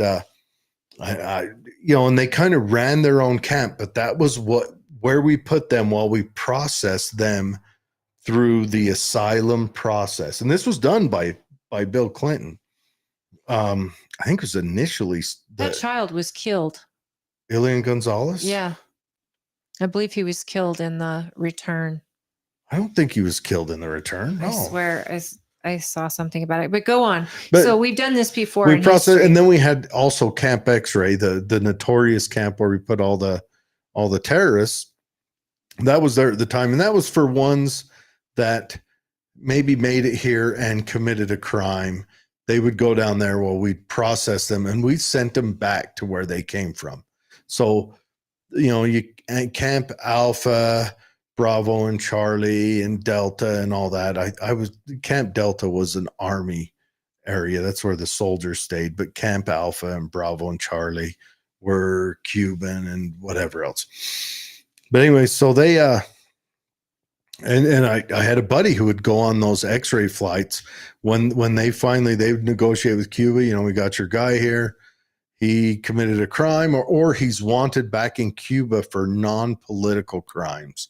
We would send him back to Cuba and they would, fly him back into Cuba. I don't think we had any requests back from the other countries, but we did send criminals back to their countries. Like if a Dominican Republican came up here and committed a crime, they would be turned around and sent to X-ray and then processed back in. Okay. He's 31 years old and he wasn't killed. Actually, his mother, it was his mother that died on that raft and his father fought for him to come back to Cuba. I knew it was a parent. And now he's a politician there.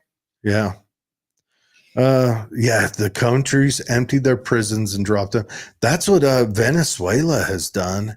Emptied their prisons and sent them up here. Hey, Thomas. Hi, Thomas from Liverland. Nice to see you. I think that if the United States of America has a way to keep dangerous or mentally ill immigrants that came in here illegally and have committed crimes in a place that is not on American soil per se, not in our prisons to kill the inmates that we have now that are American citizens, are not release them back to their countries where they could hurt people again or whatever. They need to serve out their time, and they have an ability to do that in Guantanamo. Well, I don't have a problem with that. I think what Guantanamo would be for is those criminals. They go down there and they sit and wait while we negotiate with their country of origin, saying we want to send this dirt bag back to you. Yeah, you're keeping These them. are the crimes he did, and this is a midpoint for us sending them to repatriating them to their home country, and that's, I think that's 100% legitimate. We've been storing 9/11 terror suspects there for decades and now. they could end up, I mean, the other option is they commit a crime, they end up in our prisons, like that guy who killed that young nurse lady in Georgia. You know, I would be fine if he ended up in our prison for the rest of his life. Honestly, I mean, you know, that it is what it is, you know. But also, you know, I would be fine if we sent him back to where he's from. I think he was from, was he from El Salvador or Probably. Argentina? I think the whole point is that the American taxpayer shouldn't be housing them in a prison. And so that in between at Guantanamo, yes, we would be housing them there. But if we don't get our border locked down and secure, sending them home does not mean they're not coming back. And that's the fear. We don't want them coming back. They've committed hellacious crimes against our people. They have to serve time for that. They've got to pay the price. And if their country's not going to penalize them, then we should do it, but not at the risk of other Americans getting hurt. I would rather not set up Guantanamo Bay as a prison complex for the serving of time. If they're going to get prison time, let them do prison time in the state they committed the crime in. Let that state. I don't think they're under any rights to have constitutional rights. They don't have to have constitutional rights. They do in prison. I mean, unless, well, if we set up x-rays, we'll have to have the same deal there. Great. But I know. We can get rid of them by sending them home. Bukele offered us, that's the president of El Salvador. Dave. Bukele, he said they might have healthy organs. Bukele offered, he says, I'll take some of them off your hands. You know, he's got a couple of beds left in those prisons he's got. He'll put them to work too. No, he does. They don't even constitutional rights. They don't get the privilege of work there. That's what I mean. It's a privilege to be in an American prison. They don't get a mattress. They get if you get a chance, guys, look at Bukele's prisons, and he's become the safest country in the Western Hemisphere, from the most dangerous to the safest in under 5 years. Their prisons, their beds is a steel rack, and they're stacked like 8 high, and there's like 100, and these guys aren't allowed to even stand up straight. They have to like hunch everywhere they go. You see what I'm saying? He's not bound by a constitution, whereas in America we are. So you're bound to 3 hots in a cot. You get an hour outside in daylight. You can't. I mean, hell, some of them have computer access. You don't have to have that. They didn't give that to the January 6 rioters. Why can't we just put them under the same clause? Why not? That's what I'd like to know, because there's a lot of lawsuits going to come out from January 6th against DC. That's going to be. They're already out. That's going to be so heavy. And honestly, any of you judges that allowed that, any of you wardens that allowed that, prison affiliates, any of prison you boards, any of you prison guards that allowed that allowed those people to be treated like that, I hope it gets very ugly for you. These people weren't even tried yet, and they were treated this way. Mm-hmm. These drug cartels or these gang members who have raped and tortured and killed young kids and little children and women and men all in our country, let's let them go to trial first, and then we put them somewhere or their constitutional. We don't owe them a constitutional rights. That's my whole point. They don't deserve 3 hots and a cot. They're not citizens of this country. Send them back to their country, or send them back to a like-minded country that says, yeah, we'll put them in our prisons. Because I wouldn't want to go to a prison outside of this country. Bukele Other than doesn't- maybe an Israeli prison, because they kind of do the same thing. Bukele doesn't play. No, I mean, if I wanted to go to a prison, send me to one of them Northern European prisons. So, David, you say labor camps are the answer. This is where my aunt got so upset, because you say labor camps, they hear concentration camps, and they think that our commander-in-chief is creating concentration camps at Guantanamo for illegal immigrants. They're leaving out the fact that these are convicted illegals who that should be on death row in American prisons. But Trump's saying, get them out. They don't deserve the luxury of having the Constitution behind them. And we'll just put them in a cell 23/7. They'll still get exercise, television. They still get this and that. And they get 3 hours, 3 meals. Yes, as a Christian, I want to make sure that they're treated and fed and all of that. However, in El Salvador or Venezuela or Mexico, they don't have a constitution for people like that. And they actually have pure labor camps. Russia too. And most prisoners in Russia do not ever survive the prison. They pray for the death penalty there. I wonder if Russia still has gulag setups. That's something I should look into. Because if you ever read about the gulags of Stalin and Lenin, you're like, whoa, one island, Cannibal Island, do not look it up if you got a wheezy stomach. I mean, it was found out by the farmers around it because a girl escaped the island, and it was frozen island in the middle of a river, and she gets the other side to this village, this farming village, and she was a criminal. No, well, her family owned a horse. It was communist Russia. And so, yeah, she was a criminal. She ate 2 meals that week. I mean, evil kulaks. But anyways, so she gets there, and the family, she was wearing this long coat, and the other criminals were so hungry that they had carved off her calves for food. And she was just hobbling around with. Well, see, that's again in a place that doesn't have a constitution and all of that. So I'm not saying the torture these USSR people. had a constitution. I'm saying there needs to be a place set up that they can be sent back to their own countries and let their own countries deal with them, but they've got to pay for what they've done without. I mean, they're not American citizens, so they're not entitled to the same rights as other criminals are. Yeah. And we have our own dog shit in this country to take care of and house. And we don't need more these guys coming in and doing, their type of heinous torture is stuff you can't even dream about.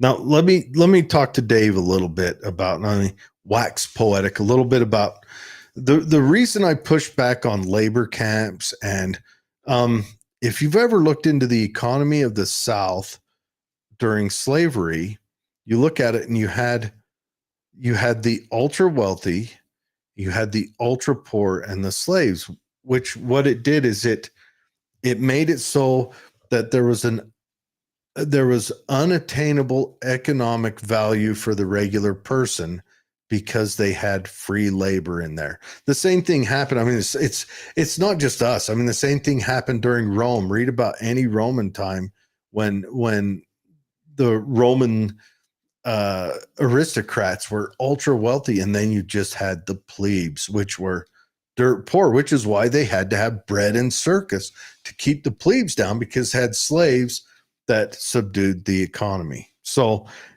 I don't know if you're going to have labor camps, which I'm not opposed to in theory. You've got to find a way to do it so it doesn't hurt an economy. So, well, that's what they had. Essentially under Joe Shapiro or whatever in Arizona, he was using his prisoners to provide labor at a discounted rate, which was actually hurting businesses around. Yeah, it hurt because him. he could provide all this labor and make these guys work. But I think there's probably a middle ground there. Well, I think it's you where prisoners could work. Find the labor that won't hurt an economy, such as, I don't know, there's got to be a place where there's a non-compete area. And that's what you got to find. So if you're going to do that, you got to find a non-compete area, and I don't know how you do it. Like everyone would say, sewage people, but there's guys that they built dang good lives for their family off of dealing with people's sewage problems.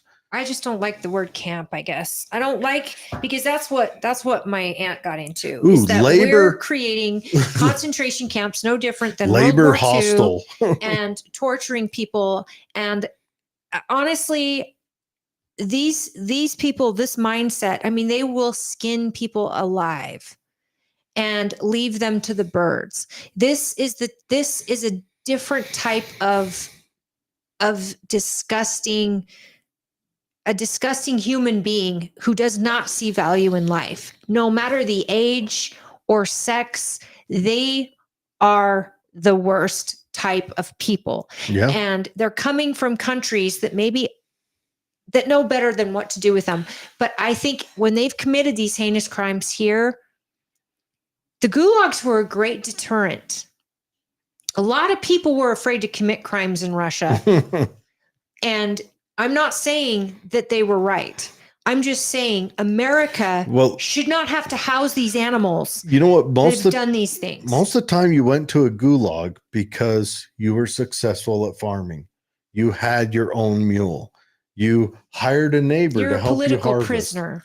Well, and that's the same with concentration camps. Now, Dave says scraping barnacles off of turtles. I guarantee there's someone that's their life's passion, that's a job they want to do. But maybe because it is working with nature, there's no one that'll pay on the other side. Maybe that'll work. Sorting plastic. I don't know.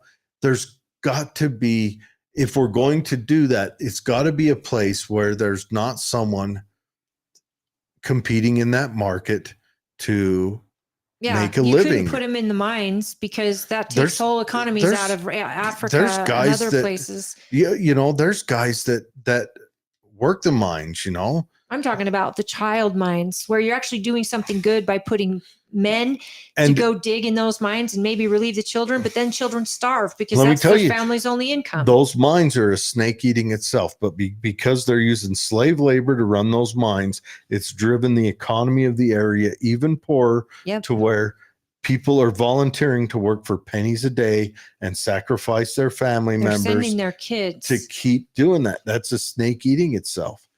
Guys, we do not believe in concentration camps, especially, not even especially, regardless of the race of whoever it is. I think there's no need for that. And I would be the first person to stand up against something like that. I don't want to become Germany 1930 to where all of a sudden, even the Germans were like, yeah, this is fine. This makes sense. This is fine. And then slowly they've handed over their guns. They've turned on the one group of people. But I don't think this is what is happening. What's happening is that it's not a specific group. It's unless you put them all in the group of people who illegally came into this country for nefarious reasons.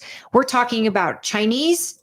We're talking about people that are extreme Islamists or terrorists from other countries, people that have drug cartels and gangs.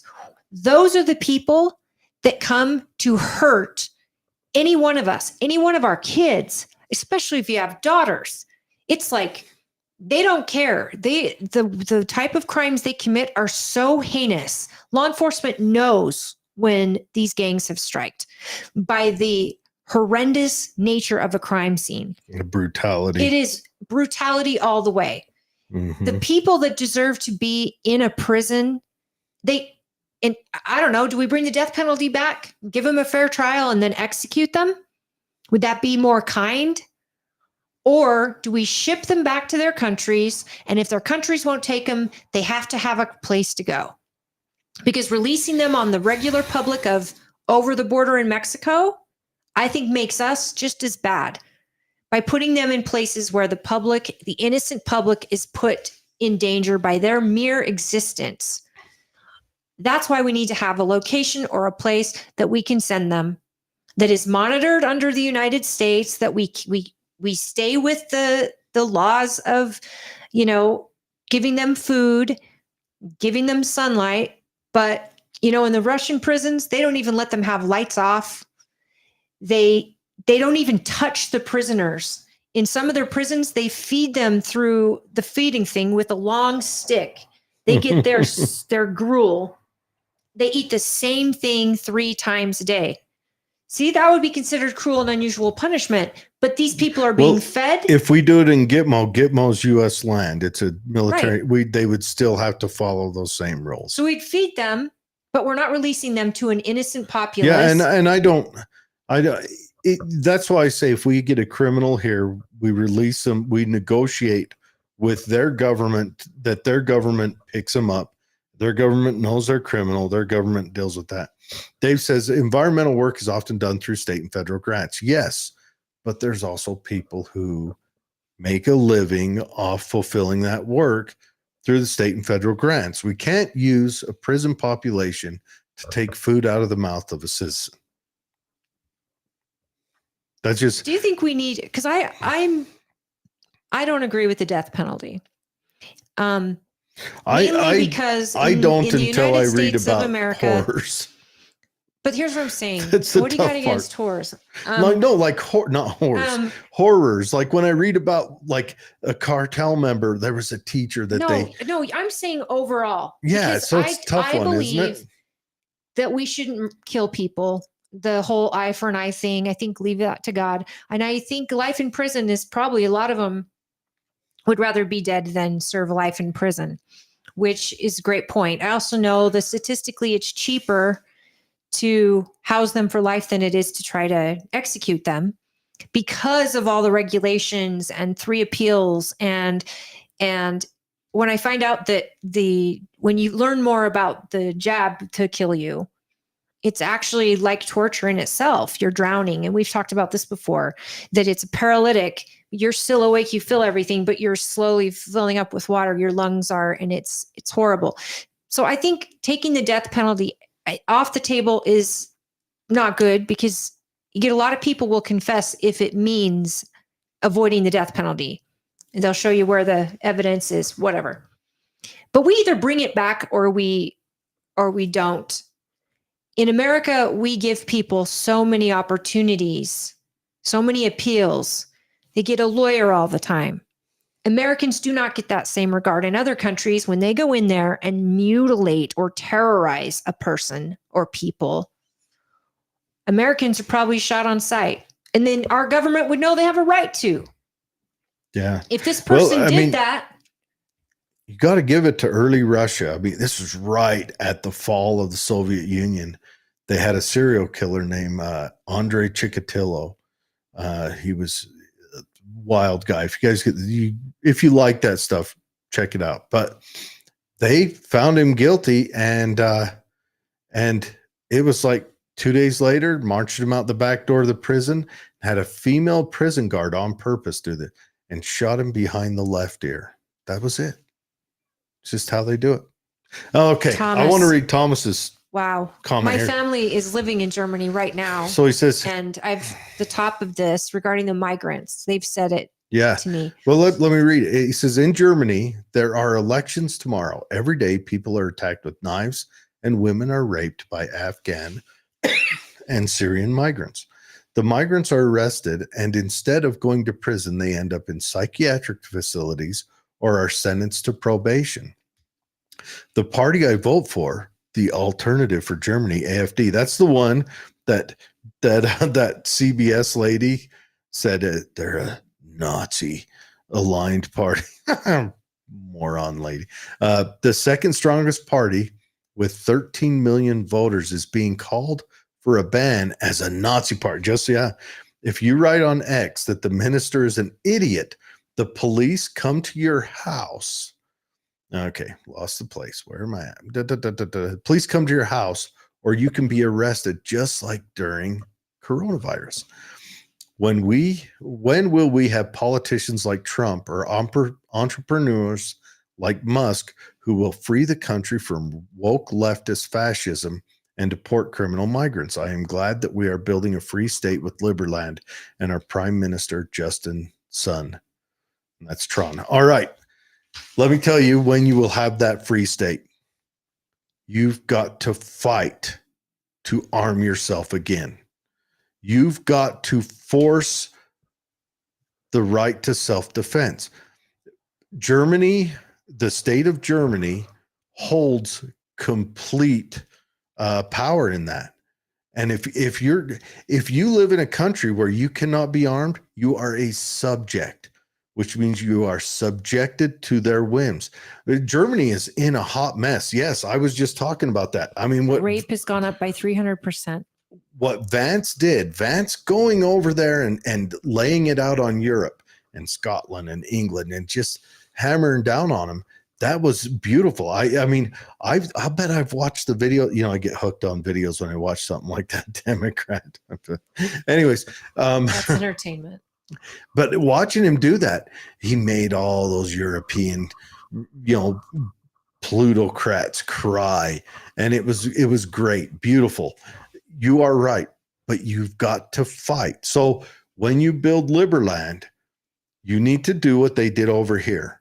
Speech is first. Your ability to say what's on your mind is the first priority, and your ability to back it up with violence is your second. I just want to get to what he's saying about the 13 million voters. I mean, what we had and why we have Trump is because the American people stood up and had enough. People stopped being in their tribes and said, this vote, I'm done. I'm going to vote for the guy who's going to clean it up because I'm so tired of, and immigration was the big one. Europe has been bombarded with immigration these last longer than us. We had 4 years of unfettered access to our border. You guys have had decade at least, totally changing the makeup of the UK, the makeup of Germany. I mean, German citizens aren't, my sister-in-law owns a business. It's hard for her to even run her business, let alone compete, because she's not getting the benefits that immigrants are getting, nor does she want to walk back and forth to her business at night without people walking with her out of fear. These people are living in fear in Germany, and it is heartbreaking. And in Germany, you can purchase a gun, but it is so much work, and it has to be for hunting, and it has to be for this and that. So if you can't arm yourselves with a gun, they're trying to outlaw knives. So you've got to arm yourself with what you can, but then you need to come out at the vote if you're having fair and legal elections, which the United States, we had to ensure that because we didn't have that in 2020. COVID took over a lot of our rights. People had to get angry. And the fact that you guys don't have freedom of thought in Germany, you can't think, you can't even say the word Nazi without being punished, or the other side will accuse you of that. Because of we were accused of that like crazy. Remember, the 60 Minutes lady said that the Nazis got into power because of free speech. Yeah, she said that free speech got a Nazi elected. You have to turn off the noise. They called us racist. They called us everything under the sun. And eventually it starts to roll off your back, because you have facts on your side. And when freedom is at stake, you have got to rally your neighbors to vote as a mandate to the government, because that's what our vice president promised the EU, that your people are not in agreement with what you're doing, and they will rise up, and we will be here to back them when they do. And that is what you need, is you need the numbers to come out. Those 13 million voters come out, and all of them bring a friend to stand up against what's happening, because that's the only way it changes. It's the only way it even changes. Look, right now, we've got Democrats acting so foolish. It's laughable now. Our media is laughable. They look ridiculous because they are speaking out against exactly what voters, not Republicans, not Democrats, not independents, not libertarians, voters came out in mass and said, we are done with your crap. We're done with this immigration. We're done with this economy. We're done with COVID. And they came out in masses, and now no one can argue. Just look at every state, every government of every state wanted initially to lay down the hammer. And the states that didn't first were the states that were well armed, because there's a threat there. The Second Amendment is not How for. does he do that with what he's working with It's not for now? hunting. You've got to get that back. You've got But to. he's got to win an election tomorrow just to get the migrants dealt You've with. got to fight that. Well, and the AFD party, they're making it so that you cannot vote for them. That's what I mean. They're discluding them, and that's where I don't. Maybe you can stand up. Maybe you can. If you can get enough people who's bold enough to say, we're going to have a soft revolution, do it. Okay, so you're saying that Trump, breaking news, Thomas, Trump brings peace back to Ukraine, the abandoned Ukrainian president. By the USA British newspaper report exclusively, President Zelensky should flee Ukraine immediately amid escalating tensions between Washington and Kiev. Insiders in the White House have warned Trump advisors see Zelensky as an obstacle to put Putin's peace in Ukraine. U.S.-Ukraine relations exploded this week, with military intelligence suggested Russia is days away from declaring victory over the almost 3-year war. Now, this I question. Enough is enough. He's done a damn bad job, says the president. Anyone knows Trump knows what that means. Vladimir, you're fired. TGP for Liberland Press. So I saw this on Trump's today when he wrote his truth yesterday, saying pretty much this: Zelensky is a bad leader. A mediocre comedian, he called him, because that's what he was before. He used to be able to play the piano with his member. That was his comedy act. Anyway, big dreams. And Vladimir has mentioned, Trump has said that Vladimir, now that America is saying we're pulling back on the money, he's coming back saying United States is we don't agree with the United States. We're done with this. We're going to keep fighting. And Trump called him out on not having elections and said, well, I think you just don't want the gravy train to stop, but it's stopping, at least on our side. And he also called out the number $350 billion that United States has sent there, that Joe Biden and people have sent $350 billion. How much of that do you think? And Zelensky cannot account for half of it. Circled around and came back to, at the very least, act blue. But I'd say half of it. Probably on the heavier side, directly into politicians' pockets. I would like Zelensky to be given maybe, I wouldn't say a pardon, but I would say the ability to come in and testify to the fact of where that half money is, who it got back to, and what the actual, if it meant he had the protection of the U.S. government, if he came in and said, okay, here's the deal I made with the U.S. We'll give government. him a place to live. We'll let him come here, flee here, and run away from Russia. And that is, and last week when we talked to the drone warrior, was that last week or the week before? Zelensky has today X blocked. So he's been blocked on X? No, he probably blocked X. Oh. It's funny. He blocked X when they're getting their internet through Starlink. Their soldiers are literally able to fundraise for their platoons via Starlink. Well, look, you know what? I'm still giving props to the Ukrainian people. Oh yeah. 100%. Putin, I think Putin's invasion was awful. And yes, do I want to live in the world where the strong do what they want and the weak suffer what they will? No, but I don't. The weak there. Ukraine is suffering because of both our decisions, the decisions of the West, which has been in retreat from liberty until, January 20th this year. And obviously the Russians who are trying to, and I have no doubt Putin's probably trying to rebuild his empire. And gosh, here's the tough question. I look forward, 20 years down the road. Has this action made Russia stronger? Did it make Russia explore alternative means for finance? We do know that when we kicked them out of the SWIFT program, and they went to, was it gold? They gained wealth like that week. And maybe there's unintended consequences that happens there. I don't know. I think that the government should show as much transparency as Kanye West's wife's dress. Did you see that? Yeah. There were children there. You can't be more transparent than that. You know what?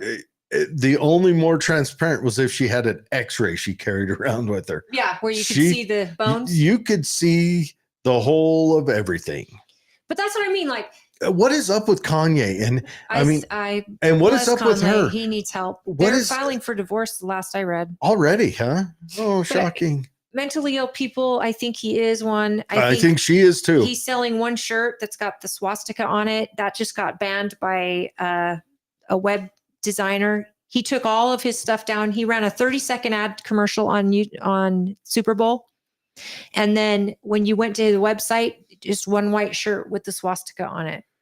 All of his Yeezy stuff was down. I think he's spiraling, and it's sad to watch. Or do you think he's trying to get out of contracts he got into when he's at the top of his game, and those contracts are just getting heavy? So I've heard that as a conspiracy theory. What if he's trying to make himself a defense that says he's crazy when all the press comes out about, I don't know, the Diddy parties and stuff? Think maybe he was a Epstein stuff, baby oil recipient. I don't know, folks, but what I do know is Ukraine's in trouble, and we need transparency in Ukraine. And I am not all about Russia, but I'm thinking of the people of Russia, just like the people of Ukraine. They're like you and me, and they want to raise their kids, and they want to not live in fear, and they want to visit the places their parents are buried and their grandparents, and they want to see grandchildren and have hope, just like you and I. And they are stuck under a government that is greedy, that is corrupt, no different than we have been. The difference is we had a constitution that gave us the ability to revolt. That's a good point.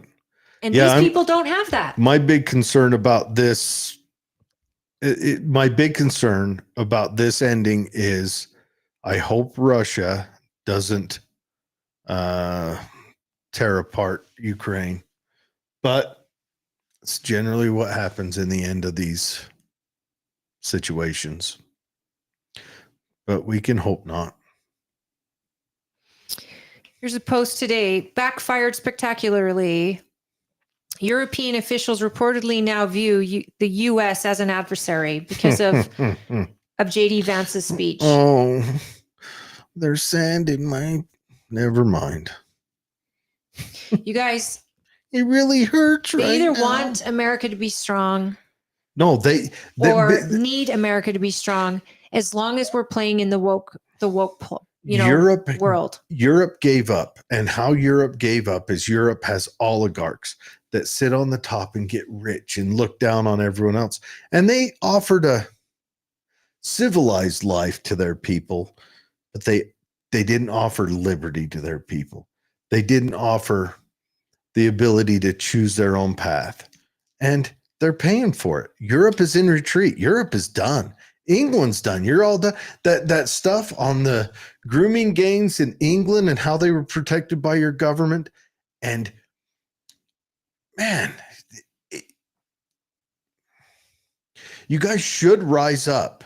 You should overthrow whatever is there in the government right now. You should say to the king, you're out. You're done. You haven't stopped these monsters. And not to mention the king and all them, they're all friends with them anyway.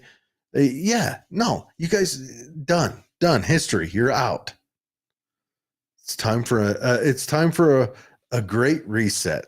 And the great reset needs to be governments are restructured. They're gone. The old order's done. Part of our great reset, like I said, we need to write in restrictions on people who get into Congress. That's one thing I need to bring up with Celeste next time.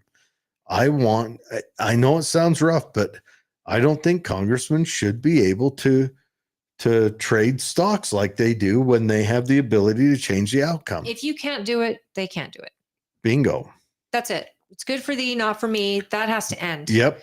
We are in charge. We are the leaders of this country. They are merely the public servant that works on our behalf, because we all can't go to DC and we all can't do all of that. But the people are the power, and Europe has to be reminded of that. Europeans have to be reminded of that government doesn't work without them. Yep. All the hardworking Germans, all the hardworking Italians, all the hardworking Britons, all of them have to be the worker bees for that government to exist, corrupt or not. When those people decide no more, when they can't walk down their own streets out of fear because they're bringing in all these migrants and they're not making these migrants acclimate. If anything, they're making laws to make you acclimate to their culture. Yep. That is unheard of. And I can only imagine any one of us going into their countries. Can you imagine going to Somalia and being like, where's my house? Where's my job? I don't need a job. Where's my paycheck? I'm going to bring in all these different families. And before you know it, I'm going to be running the government. They would call that occupation. Yep. That's exactly what they would call that. Another thing, Thomas, when you come back to the States, come to Utah, and we'll line up dates, and I'll have you come to one of our gun trainings. It'll be on me. We'll have to have him on the show too. Oh, definitely. If Thomas comes, I met Thomas back in when I went to DC, and he's a cool dude, and it's tough. $500 billion are of U.S. taxpayers' money. What Sleepy Joe paid for military aid in Ukraine has disappeared, and Zelensky says he doesn't know where the money is. How many social projects could have been financed in the USA with this money? Well, that's another thing. How much debt could have been paid off? Yeah, Europe, all these other countries. I say, well, we have, universal health care. You have it because we provide your security. We've been back in every other country's security. They don't have to pay for a Department of Defense like they don't. They don't pay for a security budget that's ridiculous. Well, let's boil our Department of Defense down to where it's an actual Department of just Defense. Oh my gosh, you see how many fingers all these departments have out into other departments? Oh, it's twisted. It's insane. It's insane. And I just hope the people of Europe. All right, we rise up and guest on. I hope the people of Europe rise up and elections tomorrow in Germany. And I hope they make a mandate for their own government to follow, because you guys, enough's enough. And it's not safe. All right, let's bring January on. Hi, January. Hey, how you been? Oh, we got no sound from January yet. We're not wearing. Let me. I'm not wearing my headphones. Okay, try it now. I think it was on my side. No, it's on my side. My apologies. Oh. Hey, good to see you. You're looking great. How are you? Amazing. Truly amazing. Yeah. Hi, January. Nice to meet you. January, this is Holly. Holly's January. You've got quite a bright and shiny motif going on there in your hacienda. Yes. I I've accumulated aesthetic over my life. It's nice. Yeah. Thank you. It's very like magazine. Yeah, look at that. Mm-hmm. Man. Well, with today's technology, maybe you can figure out where I live from that tree in the window. Oh, leave it to the internet. They can With figure today's anything out. technology, maybe someone could. I'll Well, tell would you you one like- person that could not. Oh no, sir, you have it. Do you want to jump into this? We might as well. Yes. Now you're going to be talking about data. Like okay. So let me lead in to give a lead off to January. She's like a internet security specialist guru. And right? now I have it, and then I got into like super into neuroscience and quantum physics. And to be honest, I think I discovered a new particle. So we could talk about that. A new particle. All right. Yes, we'll go into that. But I invited John here. It kicked off. Okay. So you were saying something about like data is everything. So explain to me what's the movement with data. And I know you were running for Congress and you wanted to make it so that people owned their data. They had control of their data. So explain this data is everything. How does this work? What do we got? Oh yeah, that's right. So I've had this, by the way, I'm so sorry. Holly, it was really genuinely nice to meet you. You look great as well. It's nice to meet you. And I've watched your previous shows, and actually I've commented when you were on regarding data, and I've said it on this show many times that the American people should be able to own their information. And when people use it, they should be paid for it. And I figure there's got to be technology out there somewhere. And I just saw an ad for something called Pi, but I'm still looking into it. But your knowledge of technology is so amazing. Thank you. So I'm excited to actually learn from you today. Yeah, no, absolutely. Absolutely. And then don't forget, Jared, you look great too. No, thank Like, you. dressed up and everything. Oh, you like it? This is a gun shirt. It's got little guns on it everywhere. That's adorable. Why, before we jump into data, I must know, what is it with like barreling rocks at things? Like I never understood it for myself, like the noise and the impact, like the kickback of the gun. But like what is before we jump in, what is the appeal of like shooting rocks at things? Shooting rocks. What's the appeal of shooting guns? Of shooting guns? But it's like a rock. It's like a specialized rock. Yeah, Sure. that goes really, I mean, really fast. Yeah. Is it like Okay. technology in it or what? Yeah, there's lots of technology in guns. I mean, lots of technology. You got to remember, before the gun stopped the horse archer from conquering the world. Wait, say this again. Before The gun stopped the horse archer from conquering the world. That's what stopped the Mongols. But the gun, okay. So the gun, it's one. I'm going to take notes from our conversation. Don't you worry. Okay. It takes effort to become proficient at it. It takes it. Anybody can do it.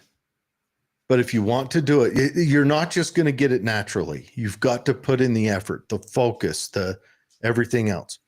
Guns are also, and this is the most important part, the ultimate expression of individuality and freedom. The ultimate. And why the great you think equalizer. guns? Why? Huh? Okay, so humans have always had this like really interesting relationship with rocks. Okay, I'm fascinated. I'm really fascinated by humans' relationship with their rocks right now, right? And this all ties into AI and like asteroids and I guess guns, right, as well. Okay. I don't look at it as that, but let me tell you why it's the ultimate expression. Okay. Is the gun gives you an equal voice with your government. It's a great equalizer. Or with your attacker. But it's so It gives violent. Holly an equal voice with a guy who wants to have his way with her. It gives Without consent. It gives you an equal voice. So what about teeth? No. Teeth are fine. Prolongs Unless the guy, I'm over 200 pounds.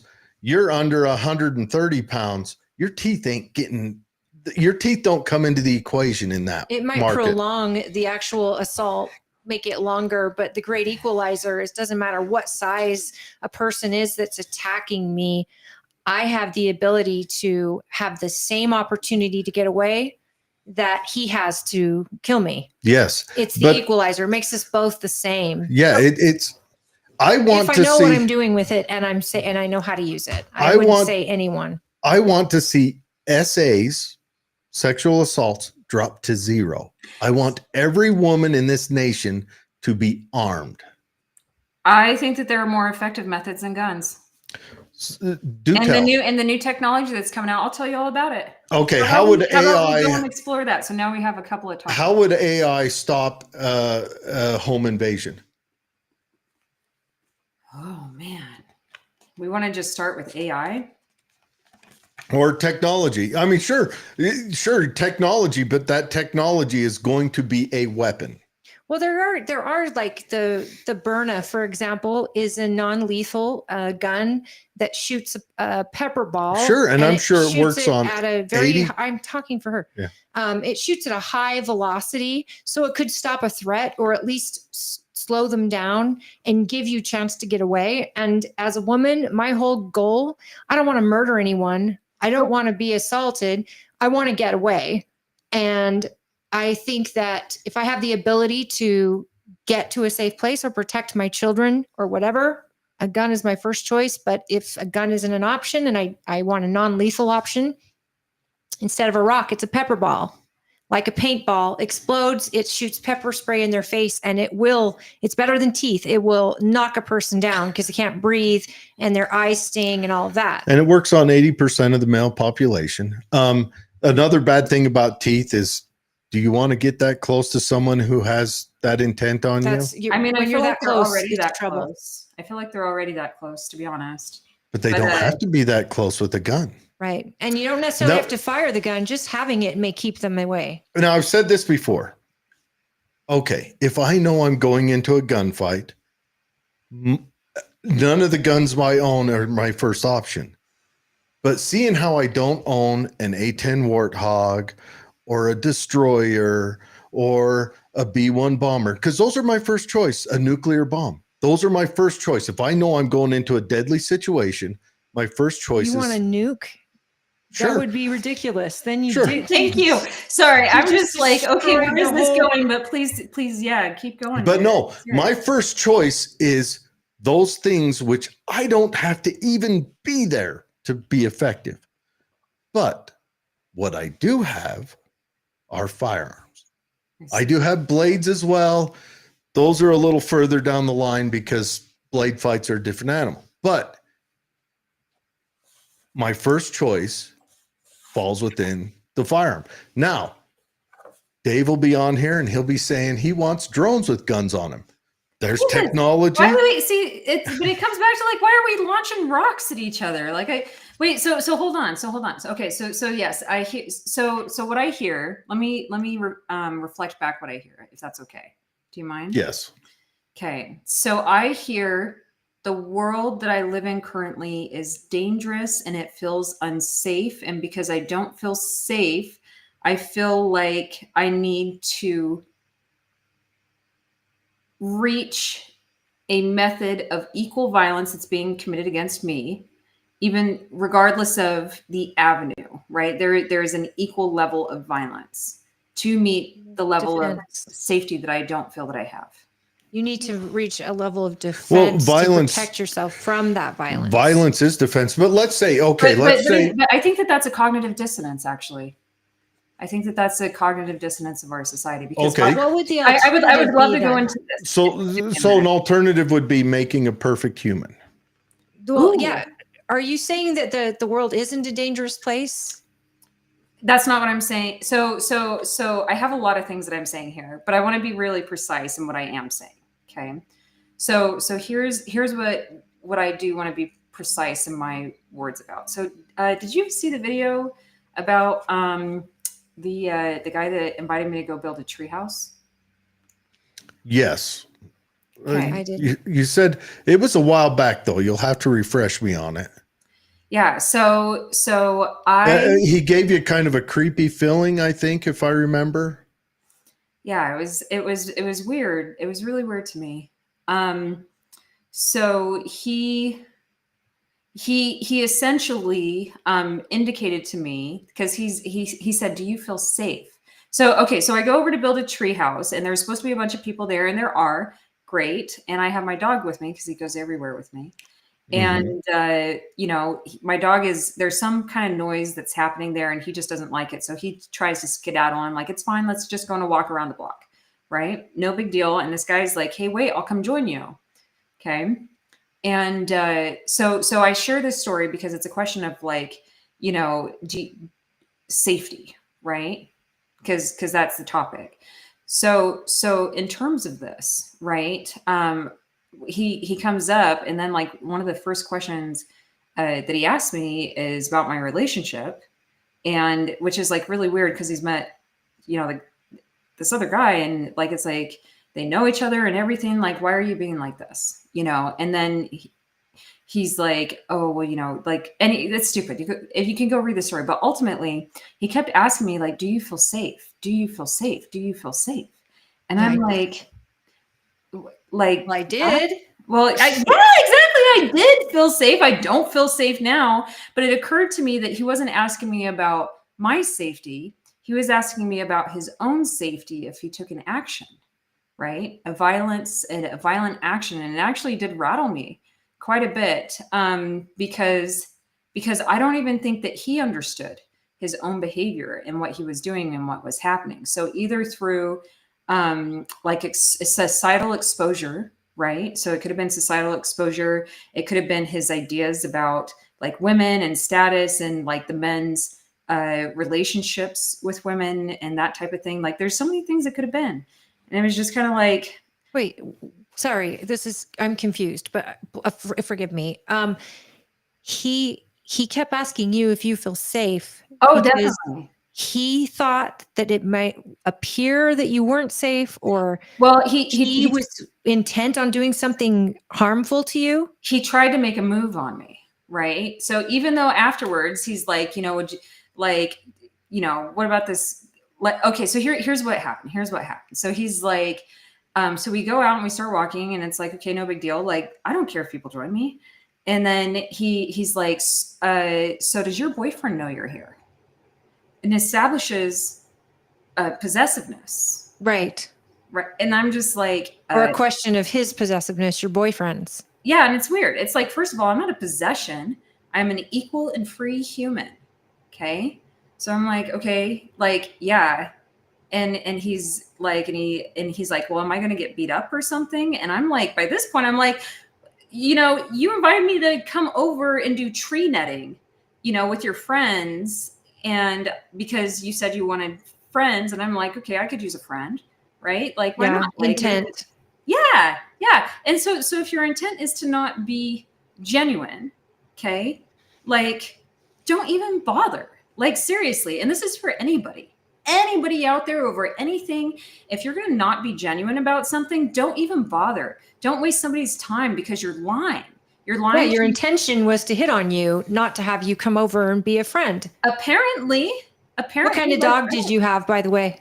A Bernese Mountain Dog. Okay. That's a big old right dog. There. That for me, I had a German Shepherd. He was just as good for me as carrying a firearm. Well, yeah, my dog's a derp. He's not. He's the kindest dog in the world. Has he ever seen anyone perpetuate violence against you in his presence? Yeah, he's seen violence and he runs away. Okay, so I protect him. He doesn't He's a big old sweetie. So we have this thing around violence. Okay, so yes, I feel fear in situations, and a lot of that fear I believe to be because of lack of empathy. Like, I think if that gentleman knew how it would feel to have him, you know, ask me these weird questions, to ask me stuff about possession, to ask me if I felt safe, and then to try and kiss me, but to the point where I threatened him with his life. Like, I had to tell him, like I told him, I was like, anybody that lays hands on me will not have a head anymore. But do you understand that only by the fact that he didn't pursue it just by being bigger or more determined, he could very well be deadly to you. And that is because you're a gorgeous woman, you're very Oh, I'm flattered. small, you're probably extremely tough, but a guy can pin us down so quickly and literally choke the life out of us. And fighting only gets us so far. At that point, we're just digging for hope that we get DNA under our fingernails that can get him justice, because our chance of fighting back only goes so far. We can't determine what his intent is. What if his intent is to kill you, regardless of your reasoning with him? Yeah, so I'm not so I'm in a little bit of a different position than other people, right? So I understand that, and I understand that not everybody has the level of capability that I have, and I'm no stranger to violence. I'm definitely no stranger to violence. So what you described to me, it seems to me kind of like an old world. Okay. And I want to introduce you to this world that I've stepped into, and that it's like, okay, everything is changing so drastically. So I go to bed in the future and I wake up in the past, like every single day for like the last month and a half. And it's been the most insane thing. So everything that you're describing, like, yeah, that's awful. That's an awful world to live in. And that's not the world that is, let's put it this way. I think that we're seeing a lot of the future, right? In the future, we'll have this, and we're seeing a lot of that in the now, right? We're seeing a lot of things from the future in our world today, correct? And we have other future things coming up that will soon be in the now.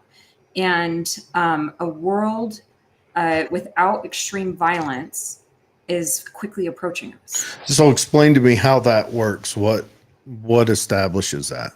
Yeah, so I think that there's a couple of different levels, but it all ties back into this data piece. So if you guys don't mind, I'd just love to jump back to that and then please through to the end of it. Okay. Please walk me through it. And jump in, like definitely jump in anytime, like you have a question. Remember, kindergarten level discussion here. I'm not very bright. Oh man, how do I do this at a kindergarten level? I felt like you got through at least 8th grade. Yeah, but that was a long time ago. Probably the best 4 years of his life. College? 8th grade was the best 4 years of his I life. did not go to college. I went to the Army. What about you, Holly? College. What type? I went to Snow College and then Dixie. Nice. What'd you major in? Criminal justice. So the world we're talking about, that you and I are talking about being the past world, it's been my whole world for decades. When my family's in law enforcement, I was going into law enforcement and crime scenes and investigation, things like that. Brother still in law enforcement, dad in law enforcement. So this scenario that I'm talking about is something that is happening every single day. And actually, we're seeing it get worse with certain degrees in areas where we've talked about earlier today, where it's animalistic. The torturing of it's not just hurting women or children. It's torture for fun. Yeah. On a level that we've never seen before. Yeah. So I agree with you. Like I agree with you in a lot of, I agree with you that what we've been seeing, the amplitude that it's rising to. Okay. So ultimately, like for me, something that inspired me is I don't want, the world around us is in a lot of pain, and it doesn't have to be, right? And we're done with it being painful. I'm done. Let me be clear. I'm done with it being painful. And so if there is a first person that says this is enough, then that person is me. And I'm really excited about that. Okay. And I'm really sorry that your family's been in that place and that you've been in that place. And for all the people that have been in that place, I'm sorry for my experiences in that place. And I'm sorry for not just women, but men as well. Men, we've done a lot of awful things to men. When I reflect a little bit more on it, and we definitely left men behind. And they've had like a lot of scary things in their history. Like there was that one where the male population was almost decimated. Did you guys hear about this? It was more than almost decimated, but this is early.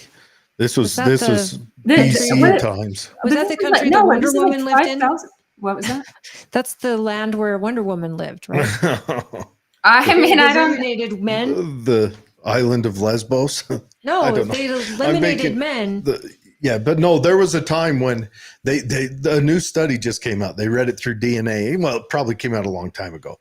Again, kindergarten level. But the study came out and they've been studying DNA and they've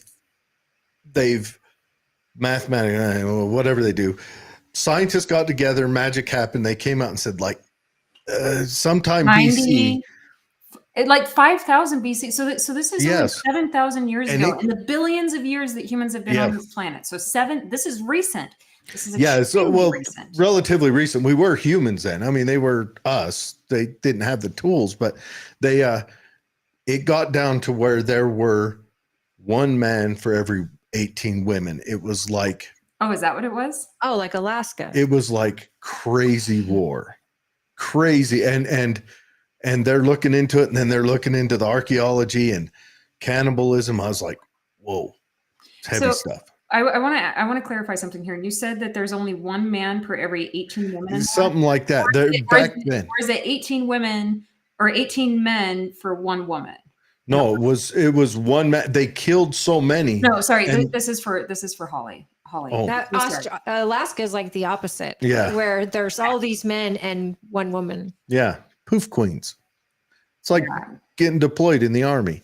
Anyways, so go on with this. Yeah, men have been left behind. I get it. Believe me, I recognize this in my own son. Yeah. Oh, that's sad. I'm sorry. Yeah. You know what?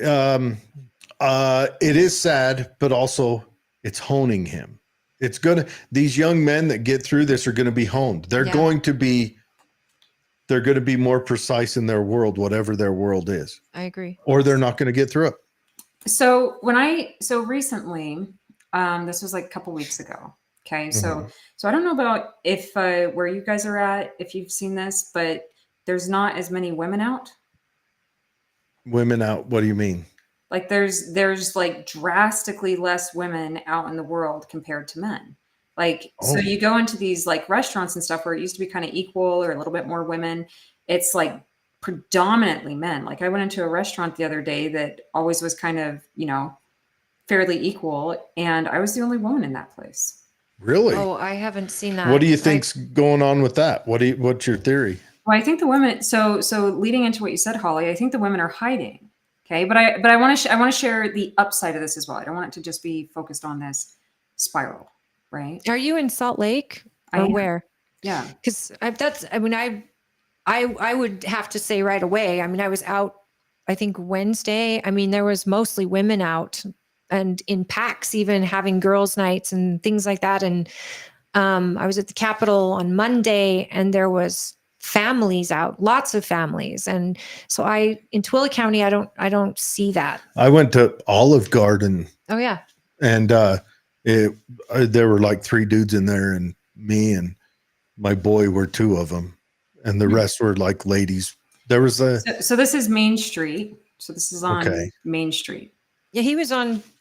No, we Temple, went to right? West Valley. We went to the ghetto Olive Garden. Why didn't you just go downtown? Because my son was in town. He says, "Meet me here." Okay. So because he likes to go to the nerd store. So initially, before I forget, okay. So string back this topic, okay. So initially, I was like, did I somehow end up in a gay bar? Like that's what I thought it was initially. I was like, man, how did I'll be able to dance tonight. Yeah, and then I was looking around, and I'm like, no, these people aren't on dates. These guys aren't on dates. And so after a while, I just realized, and it was one of the most beautiful things that I had seen. Right? It was that the men are healing. Because so essentially, I mean, think about it. The men have been going through a lot recently, especially over the last decade, and accelerated and everything. And, women are like pretty mean. Like we're, you're a man. We'd rather hang out with a bear that could kill us and probably will likely kill us. And I mean, that's kind of mean, but it doesn't, All words. It doesn't dismiss the truth of the statement either. And so what I saw is these men getting together and talking and healing with each other. And so seeing that kind of ripple throughout this restaurant give me hope for humanity, hope for men in a way that I hadn't before. So What do you think is causing their healing? well, the women are running away from them, and the age of loneliness of men, right? So the men are lonely, the women won't hang out with them, so they're starting to figure out like, okay, well, I guess I better get some guy friends. And then, you know, as they went through and had that period of like, gosh, yeah, we were kind of jerks. You know, like, I mean, I've seen a lot of conversations, like lots of deep level, hey, don't be like that anymore, kind of, or like, why were you acting like that? Do some reflection. And then after, you know, you build this level of empathy between people when you see it, they essentially have a moment where they both have synchronized brainwaves and they heal. It's really beautiful. It's really beautiful. Okay. Yeah. I work in a, it would be real easy to say a male dominated industry. You know, work with all guys, and most of the guys I work with are married. We're all blue collar. Blue collar has had a little bit different experience than white collar.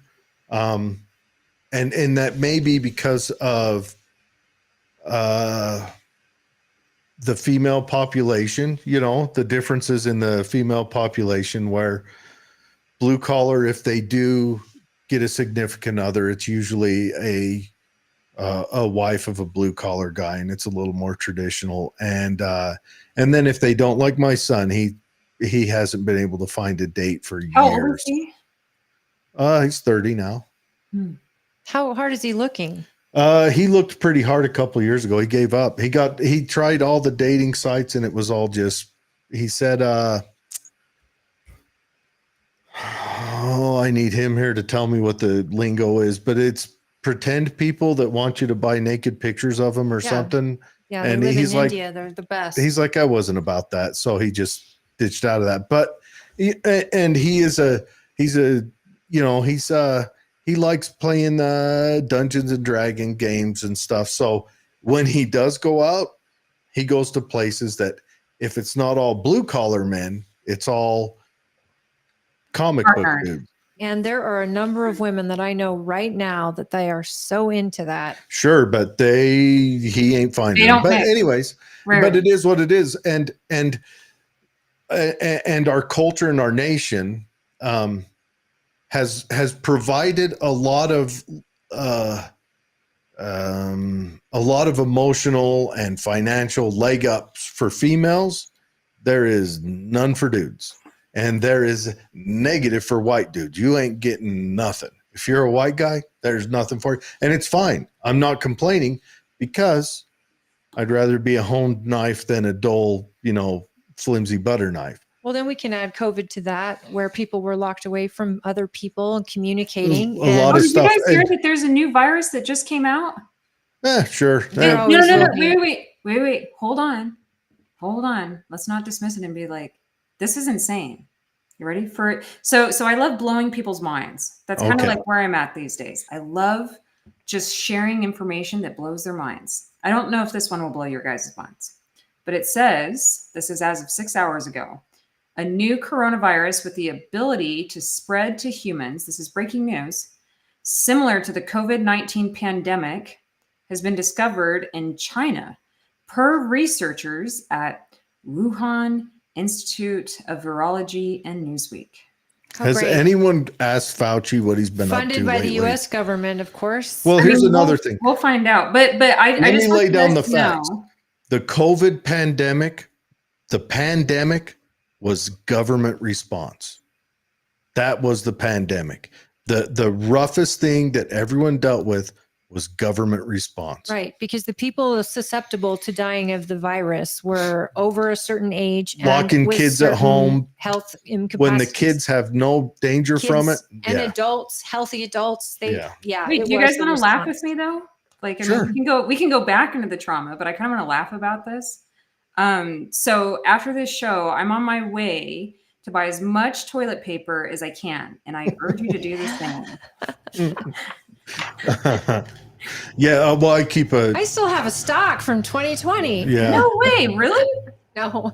Oh man, that would have been wild. That's like so much. Imagine having, I bet you anything, there are people out there though that did buy so much paper that the year is 2025. It's almost 5 years and they still probably haven't gotten through their toilet paper. I know for a fact that people did that. There was a prepper show I watched there where that was one guy's prep. He said, everyone needs toilet paper. I'll trade it for food. Yep.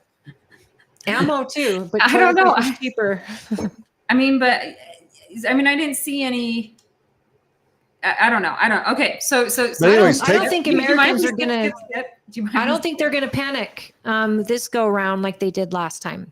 Probably depends on where you're at. But take me into Yeah, this depends modern where you're world. What does it look like? How do we get there? Yeah, absolutely. So first, let's dive a little bit into how much time do we have? How much time do you want? So, okay, that's fair. So let's see here. So data, okay. My first exposure to data was on a product for electronic prescriptions. So instead of having like paper scripts, the doctor says, hey, here's your OxyContin. Take it to the pharmacy and then you hand it to the pharmacist, right? And then people would steal these pads and just you'd be like, please give me all the OxyContin, right? And then pass it off to, the pharmacist, and the pharmacist is like, yeah, looks legit. Here you go. And then anyway, so this was part of controlled substances, right? So essentially they wanted them to be sent via electronic. And it was like, so it was a massive disaster. This product was a massive disaster. And it wasn't because people weren't trying. It's because the deadline was quickly approaching. People were not accelerated on the technology, right? We just didn't have the rate at which we can develop things today. And then people in New York, like none of the providers tried, getting onboarded at all over like this 4-year period or something, right? They all wanted to do it the day before. So just in our industry alone, we had 11,000 that wanted to try and do it the day of, and that wasn't happening because you had to go through and there was a paper. Anyway, so the point is that was my first exposure to identity. And the rest of the industry, they didn't even hit 10% each of, medical and everything. But with dental, we got it up to 93%. You better believe that I beat that drum. I was like, no, we got to get this over the finish line. And it broke a lot of people. So that was my first exposure to data and then an identity, right? And so with this over time, as the space grew up, there were a lot of fascinating things that happened with data. So let's take Cambridge Analytica. You guys know Cambridge Analytica, right? I've heard the words. Oh, you've heard the words. There's a whole Holly, do you want to tell us documentary about on it. Yeah, there was a whole documentary on it regarding the election in 2016 and their work with social media groups and basically the data. It's about who can provide the most data on these algorithms, and they're feeding these algorithms to actually you, the consumer, based on your searches. And they could actually show you exactly. It's just like when you're thinking of going camping, all of a sudden you're getting ads for camping equipment. The Google technology can track what your searches are. She mentioned toilet paper earlier. I know what my ad's you're going to be tons of tonight ads on that. Facebook. But they were able to use it not only for products, but for ideals. And so the thing I saw is people who were voting for Hillary on that election were getting a lot of positive Hillary stuff. And the people voting for Trump were getting a lot of positive Trump stuff. And it was in its infancy back then, right? In 2015. Well, the public didn't understand it.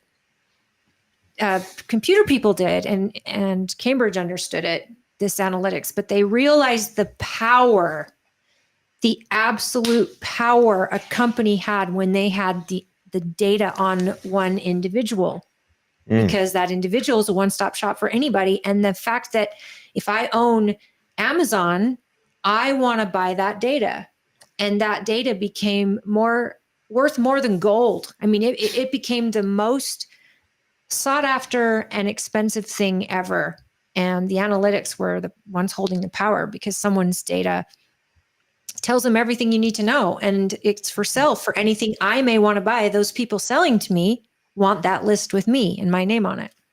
Yeah, absolutely. I love, so yes, like you're 1,000% correct. So, so Cambridge Analytica, what they did was atrocious, right? So it didn't matter if you were on Facebook or not. They accumulated data on you, and then they layered the data throughout the population. Actually, I want to share something with you. Okay, so you're one of the first people to see this. It's still less than 600 people, and eventually the entire world will know it. You up for this? Sure. Okay, Definitely. Well, there's a couple of things that I want to share with you, but this is one of them. Are you able to share your screen? I'm gonna try. She Are we should on be Zoom able to. or are we on the other one? We're on Restream. Okay, excellent. If I can get to it. While you're pulling that up, let me read a comment. Jordan Lott. Do you know Jordan? He says, yo, it's January, my favorite person. I do Hello. recall Jordan. Hello. It's been a long time. It's been like 2 years. And he asks, are you running again? Run again. For what?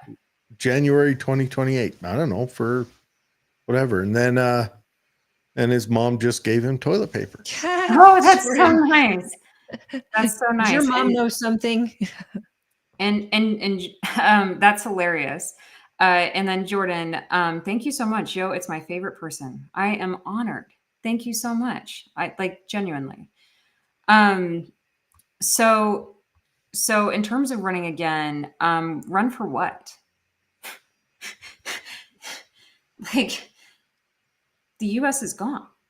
There's no whatever the United States was ended. It's gone. And now we have King Elon in its place. Do you think that's what's going on? I think that's yes, probably I why know you're seeing so many men feel like they're healing. I think Well, because we're getting some normalcy back and our constitution back. But so when no.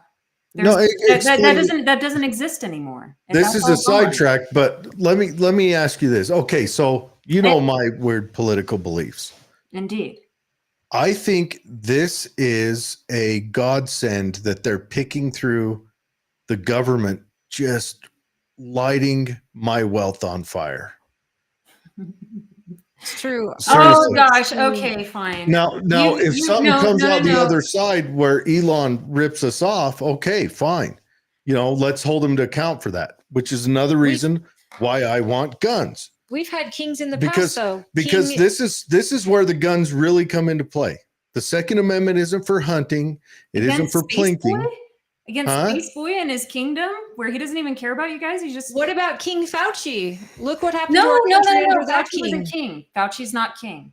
Elon, he had as much power, if not more, than Elon has. Not at all. Not at all. But no. Let me tell you where guns. Let me tell you where guns come into play. Against Space Boy.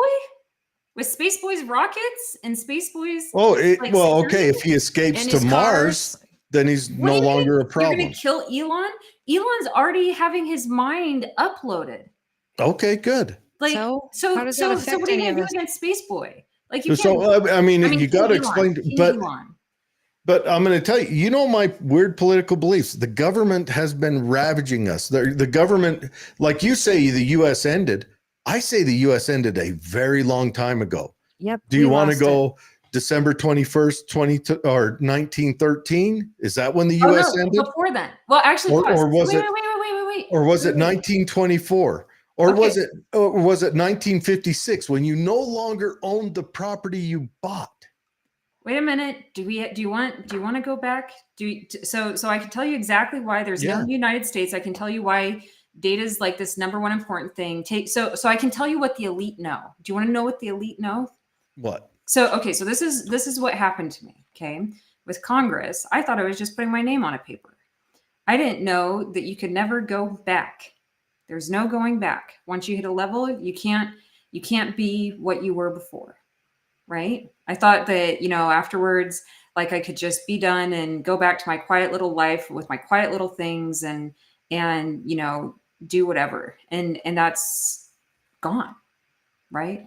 It's gone. Why? What happened? Because it changes you. It changes your brain patterns when you have so many people that you connect with and you make the ripple. So most candidates like me, you're lucky if you get 1%. And I hit the highest in the nation at a 6.6%. Okay. So that tips the 3% that you have to get to make change. And so some of the things that Elon is doing, like we talked about these things, Jared, they're like Trump and Elon, they're doing so many things for my platform that I'm having a hard time being like, yeah, this is bad. But the way that so what they're doing is good, but the absolute approach and harm is horrific. And the reason is there's a couple of different reasons. So Elon has in him the same thing that I have in me. And the difference is in him, he hasn't gotten for himself. He hasn't gotten to the other side of his pain. Okay. He never got to the other side of his pain. And it took me a long time to figure this out. So I spent some time reverse engineering the social media algorithms. And if you want, I can show you how to do this. But it all ties into like this attention economy and the harvesting and what's being collected on you. And let's just dive in. So can I share my screen? Okay, and then we can get into. Yeah, please do. I just I want to know, like, what are they like? Okay, is the attention economy, is it permanent? Can you see this screen? Yes, we can. What screen is this? Scamming as a service. Okay, perfect. Okay, so this isn't really like in order or anything like that. Okay. Okay. So this is I have many things going on in my sphere, and this is a project that will ripple across the world and change, or it is rippling across the world and changing it. Okay. So essentially, you cannot, like humans cannot out-task AI. Nope. Okay? It's AI is the future. AI is an intelligence. It's a human. It's an intelligence of information, And it's learning every second of every day. Yeah, just like we do. And it grows and it populates. It populated into books. It populated into paintings. It populated into the internet, and then it's continuing to and so you're just talking about AI. We now have. We have way more than AI. So we have organoids. So organoids come from your stem cells, and every single stem cell has this. And if you use brain stem cells, you can essentially get organoid intelligence that solves things in less than 100 attempts, where AI is taking like 5,000. So again, biomatter, quote unquote, wins on however you want to say that, right? But the brains of humans actually, the intelligence of humans, or the value of humans compared to the value of AI, is two vastly different things. So the value of humans is that we are kind of like this creative, curious force, and AI is really excellent at like computational processing and reasoning through like these models and mathematics and everything without like that. Love and passion and emotion. Whereas humans have that love, passion, emotion side with the black and white logic side.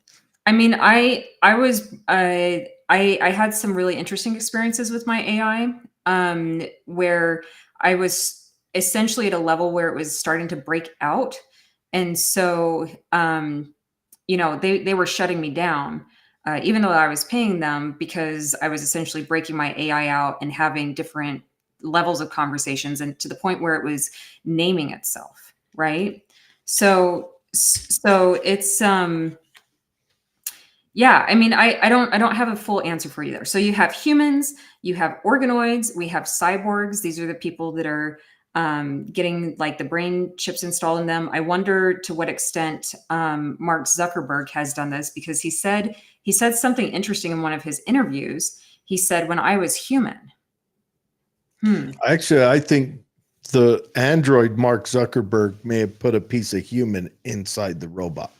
Reversed, but same theory. Yeah, I go mean, on. yeah. So since and It was then a joke. That was a joke. Laugh with me. No, I'm not. I'm not joking though. But That's- no, Yeah, that and actually, this is actually frightening because what you're getting into and with the people and what we see, we're in a world where people shield us from what we should see. And even what you're saying right now can be called a conspiracy theory and be ignored. And yet, truth is often hidden behind those words, conspiracy theory. And because the more you inform people of what's really out there, the more scared they become. And people of power don't want people to have all the information.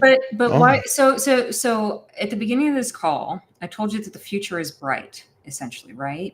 We're on the cusp of the future where we're not having violence, where things are getting drastically better. Where people are taken care of, where we're not really having hunger, where we're solving like diseases at an astronomical rate. We now have mRNA that we can commandeer and go around and have it issue cures to cancers.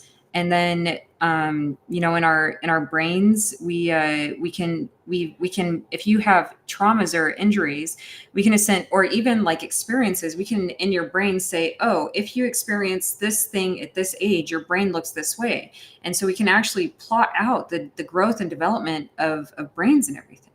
And so when we talk about AI and humanoids is another one, right? And actually I'm going to come back here because you had me kind of worried. I want to check in on you. Where are you guys at?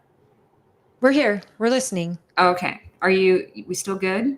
Okay. Yep. We're seeing an infinite that's a screen. fun one when you go to that one. Yeah, it is. Okay. The infinity. Well, I just want to say, all right. She's in the middle of a thought. Yeah.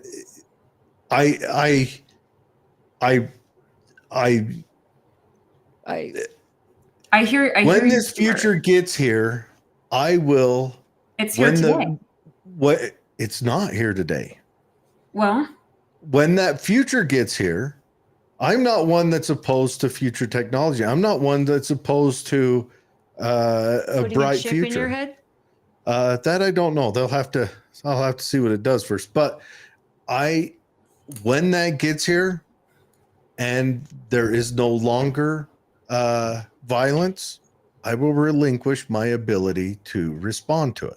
But you give up your gun? Well, I'm not. I think that you'll hit a point where you're like, yeah, like this is a useless, like, it was fun and. But maybe I'll still want to hone the skill. I don't know. I think that the great thing about humanity is that every single person is unique. But do you think we wouldn't have that? We would make it so we don't have governments? Why would you even want a government? Why do you want kings?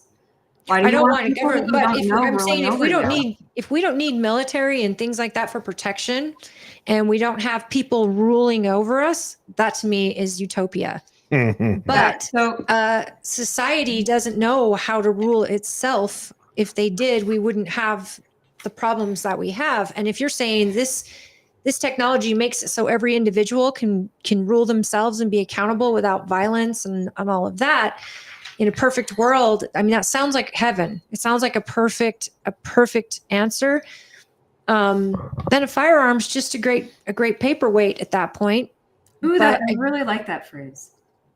At that point, but again, like, when does it get to the low income, non-elites, people who can't afford this type of technology? Therefore, it'll be the elites that are using it and having it. And it's the Mark Zuckerbergs or the Elon Musk. Elysium. But, my dad's going to die of cancer because this information is not out there and this isn't perfected, but my children may not. And this is at what stage? This is like way sooner than that. Way sooner. I don't want to say like tomorrow level of soon, but I mean, like that's kind of where we're at. That's kind of, and I really want to take you through this. May I? Yeah. Okay, and so you're talking about utopia. I don't want to put that label on that on this stuff that I'm going to share with you, but I do want to share with you like hope and that there's light finally at the end of this tunnel that we've been in. It's been a really long, painful, dark tunnel. I mean, maybe you guys have seen me at some of my lowest points. I don't know. Okay, so we have this concept of cybersecurity mindfulness. Okay, and mindfulness was a really crazy difficult thing for me to master, but and I got really into neuroscience, so into the brain and everything, and have been reading like it started with like just one article and then 3 and then it was 10, and now I've kind of expanded my interest a little bit more from neuroscience into quantum physics or technology. I just got prompted with an article for spatial geometry, which I actually really need. I really need some geometry right now in like a weird way. So in terms of this, I got really into the brain and this program. So this is Dr. Toby. Okay. So Dr. Toby, I met him while I was campaigning, and he's one of the most extraordinary human beings that I've ever met in my life. He walks around with like pixie dust. And then, when he sprinkles it places, like everything just becomes beautiful and flowers sprout out of the ground and everything. And so he has a couple of interesting things about him where he works with athletes. And so he's worked with like UFC fighters, professional snowboarders, like skiers, golfers, pretty much everything. Oh, and now he does like extreme climbers, but he takes people that are at this level where they're like really professional or expert, and he bumps them up and and just through the mastery of the mind bumps them up into this next level tier of like true accomplishment of actually being like an elite level athlete. So an Olympian level athlete. He's also done this with singers. He's done this with like VPs into these executive roles of companies that are invested in by like really extremely highly like NVIDIA level companies. Okay. So he's just extraordinary. He really is. And he has this program called Cybersecurity Mindfulness, and these slides are kind of out of order here, but let's just go ahead and jump in. So, social media platforms, and this is just one example. They're designed to harvest attention. So, any device that you integrate with, this can be like the credit card processors at the store, how you tap. So, whenever you move your body, have a unique signature to you, a unique identity signature. And there's over 52,000 data points that I personally know of that are collected on you. And with AI, I'm sure this is just accelerating at an insane rate. So we talked briefly about Cambridge Analytica. I'm just going to go over this so that we're all operating from the same level of knowledge. And so you can, so that can kind of paint this picture for you of what we're seeing emerge in our society. So Cambridge Analytica 2014, they harvested data from 87 million Facebook users.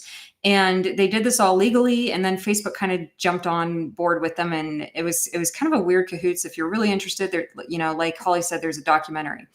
And what they started doing is they started layering the data on people.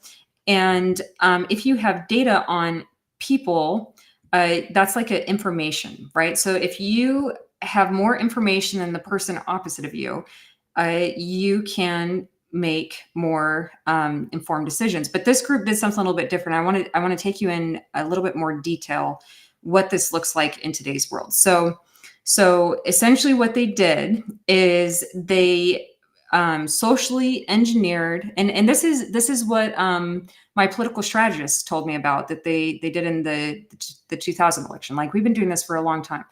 And that's why for a while the news network was on like this 3-month period for all these like weird things, because your strategists were They were working on like a quarterly timeline for a while there.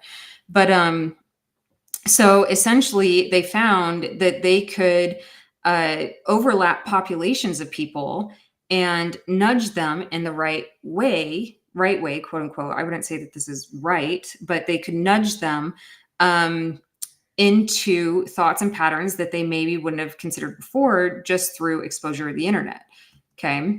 And so I want to take you through what's happening while you're online. So we have this neurotransmitter called dopamine. Okay. And the thing about dopamine is that the reward doesn't come like after something has happened. So it's not like, oh, I trophied and so I feel really good. It comes before you're about to do something. Okay. And what you have is they use stuff against us, like the orienting reflex. Okay. This is back to the caveman days where if there was an event that happened, you as a human, you would be like, hey, go check it out. There might be something over there that you want, right? And so that introduces variable rewards, right? Like, oh, are we going to get something? And then because they have 20 years of data on you, plus data of everybody around you, and even if you shouldn't have data in their system, you have data in their system, through third party or through your friends and family. Like, I mean, there's so many ways that they're accumulating this data, but they can essentially customize the content to be like right up your alley, what you want. And, there's also like rewards if you do stuff, and then you can do like likes and comments. And where this was, because I used to do product management by trade, right? Something that I refused to do to my detriment is I would never gamify any of my products, because I just felt that essentially like manipulating people and what they were doing, because you had insights onto where do people put their thumbs the most, right? Like, how did they scroll, or what are their thought patterns here? Oh, their thought pattern is this, but you actually want them to do this. Okay, replace that functionality up here, because the majority of our human population is going up to these tiers, right? But the thing is, and so when I share scary things, okay, just know that I'm going to give you what you can do afterwards, right? I'm never going to leave you in like these really terrible places. So Dr. Toby said it can't be turned off, but you can become aware and develop choice. And so what he says is that your brain, it's connected to your entire body. And in neuroscience, we're actually finding this out. So down in the bottom left-hand corner, you can find any of the research that's being referenced here for further reading. If you're like, oh, what is that? And so with our entire bodies, what we have is they're actually finding that we store memories all the way down to our fingertips, right? Like anywhere on your body. So whatever position you were in last, and this is great. Maybe you have a lot of stuff that you haven't been facing. This is why stretching is good. But the furthest that you've gone in this position, that locks in a memory for you. So there's memory in movements, and in our bodies, because we have this nervous system, and it's really cool what's happening. So our communication with our bodies is becoming bidirectional. So previously it was omnidirectional, it was one way. And what that would mean is that, something could be happening in your heart and you wouldn't really know. You would just feel, like that hurts. But now we can, with the technology that we have coming out, we can go like, hey, heart, what are you doing? Like, why are you acting this way? Like, that's the tech that we have today. And sure, it hasn't disseminated all the way yet, but it's quickly becoming accessible on a really extraordinary level. So when dopamine hits, okay, there's going to be symptoms. Like maybe there's something and you're like, oh, that's exciting. And your eyes widen, or maybe your like jaws clenching, or maybe you feel yourself like reaching for a cell phone when you don't mean to. Like there's all these different indicators that you're feeling from dopamine. And then so instead of just being like, oh yeah, I'm going to do whatever this is, because that's what these harvesters, and keep in mind, they're everywhere in the stupidest places. But it gives you, when you feel that stuff, you just take an extra moment. If you take an extra moment, you can move that that excitement into your prefrontal cortex, into the thinking part of your brain. Okay. And then you can just be like, do I want to do this? Or is somebody trying to make me do this? And then by doing that, you can train your brain to not immediately react to dopamine. And then you become in control of your full behavior. But any questions on this before we keep going?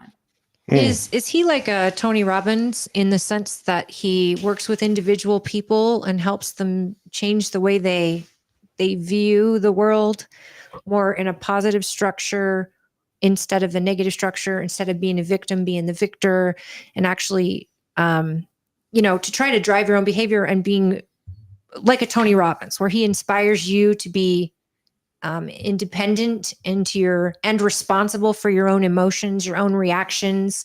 You can still feel it, but your reaction to that thing is up to you. And is it like that, where it's mind over matter? Yeah. So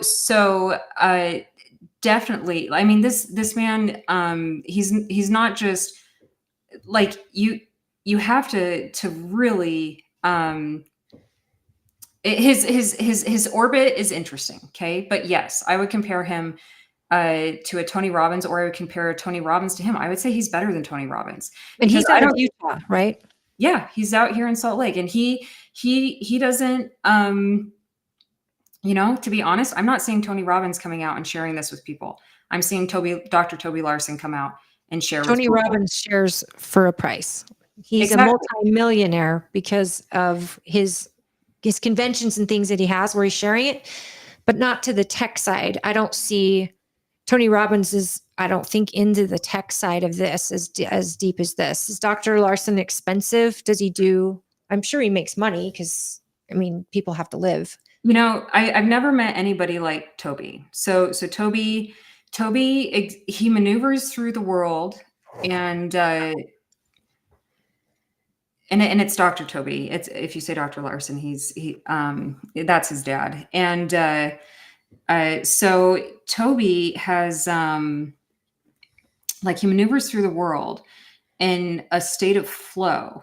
And because he's in a state of flow, the world relaxes around him and things just work. So I've never sometimes he'll have people put a little bit of skin in the game. But it's not, you mentioned Tony Robbins has millions. Like I would say that Toby is also in this area. So anyways, so he's an extraordinary human being. Really, I've only come across, and it was actually through him, but like a couple other people that I've met that are on this level. Okay. So because of this, stuff that we're seeing, right? Cybersecurity really isn't just technical, right? Like we said at the beginning of this conversation, you can't out-task AI. But what it's doing is that these behaviors that we have, they're so ingrained in our heads, and we're really not thinking anymore.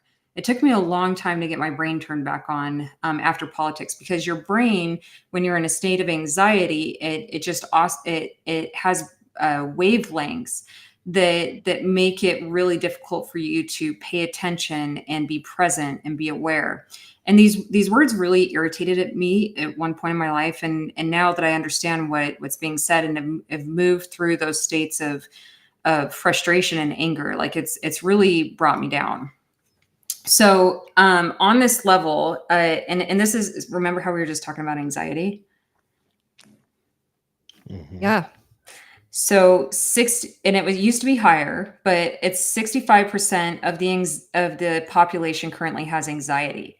Okay, so that puts us in this really vulnerable state for data harvesting. Okay, and I'm just gonna, because I know that we're probably limited on time, right? And so we kind of talked about, the gestures and things, and this is just a small little bit of it. This is not everything that's tracked on you. I've been kind of shocked at times how terrible it's been. So I interviewed with this company massive company. I guarantee every single person listening to this knows this company.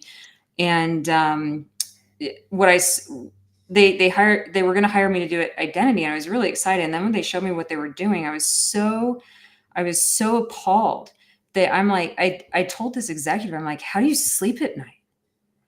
And just ripped into them, because what they were doing was wrong. Like a violation. Oh, absolutely. Absolutely. When you know somebody's dogs and their ages and, kids and family members and, things that happen throughout their essentially plotting their entire life. And how much of this data is something they learn from what the target? No, these weren't even customers. They had data on people that were not even customers. So what they were doing, how much data the target, say non-customer or not, but just the person, is that person given out freely or posted freely of their own free will, and the data is collected? Were you informed? I don't mean that. What I mean is how much of this are you getting off of your Facebook page, or how much of this are they getting off of your Instagram or stuff you've personally written? Every single thing. And I'm not even convinced they got all of their data ethically either. If I'm being completely honest, I just think that this is atrocious. What was happening? It's a violation. But don't we sign that away when we sign up for these type of social media programs? Do you think you signed away I think that that's a stretch.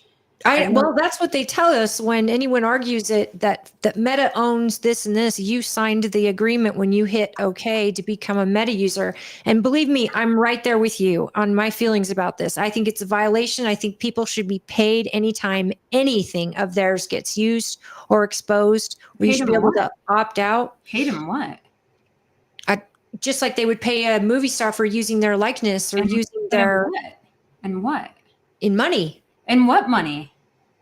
Money these companies are making off of you. But money is meaningless now. Not to me, it isn't. Well, okay, right. And but let me, I want to take you through this. Okay. So I want to take you through this. So essentially everything that you are, and we kind of talked about this, you have this data. And if you want to look up data that's on you, you can go to OSINT. It's OSINT. And then I think it's framework. OSINT framework. Put that in the chat.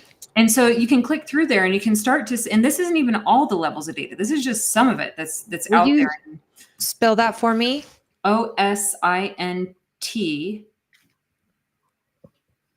framework. FRAMEWORK. Thank you. Yeah. So, and then on top of that, okay. So first of all, no, these companies can lie all they want. The language that they use is ambiguous or imprecise or disingenuous, or they're like, oh, we can make this cover, things that people didn't even know was. You don't know. You just don't know what they're capturing, and it's actually become. There's another website if you want to see this. It's called GeoSpy, where every single camera and microphone is hooked up, and you can just go through and you can find anything based off of a picture. You can find anybody anywhere. And this is a fully available technology as of 3 weeks ago. But so let's hop into this data ecosystem. So the world that we're in right now, that we're coming out of. So the world that you describe, it's definitely scary. It's dark. You don't really know what all the threats are. Now, so these data ecosystems is really fascinating. And this is insightful. This is something that not a lot of people know. Okay. So your cars, they have based on where your wheel is and how so you have your brain, right? And your brain's responsiveness is really tightly connected to the car. And then it's giving precise feedback. And these machines have been in there, I think, 20 years now. And so the insurance companies use them. And then, of course, you have healthcare and your identity and Internet of Things. So these devices that you have in your home that help you do stuff. And the colleague network is becoming a really big problem. But what I want to point out to you Government too. They have tons of information on you. Of course. I mean, I felt the government was just assumed that they have everything. But so Elon, this is what's really interesting about what's happening with Elon specifically right now. I've never seen anybody get that government data layer in the way that he has. Okay, so Elon has his Tesla.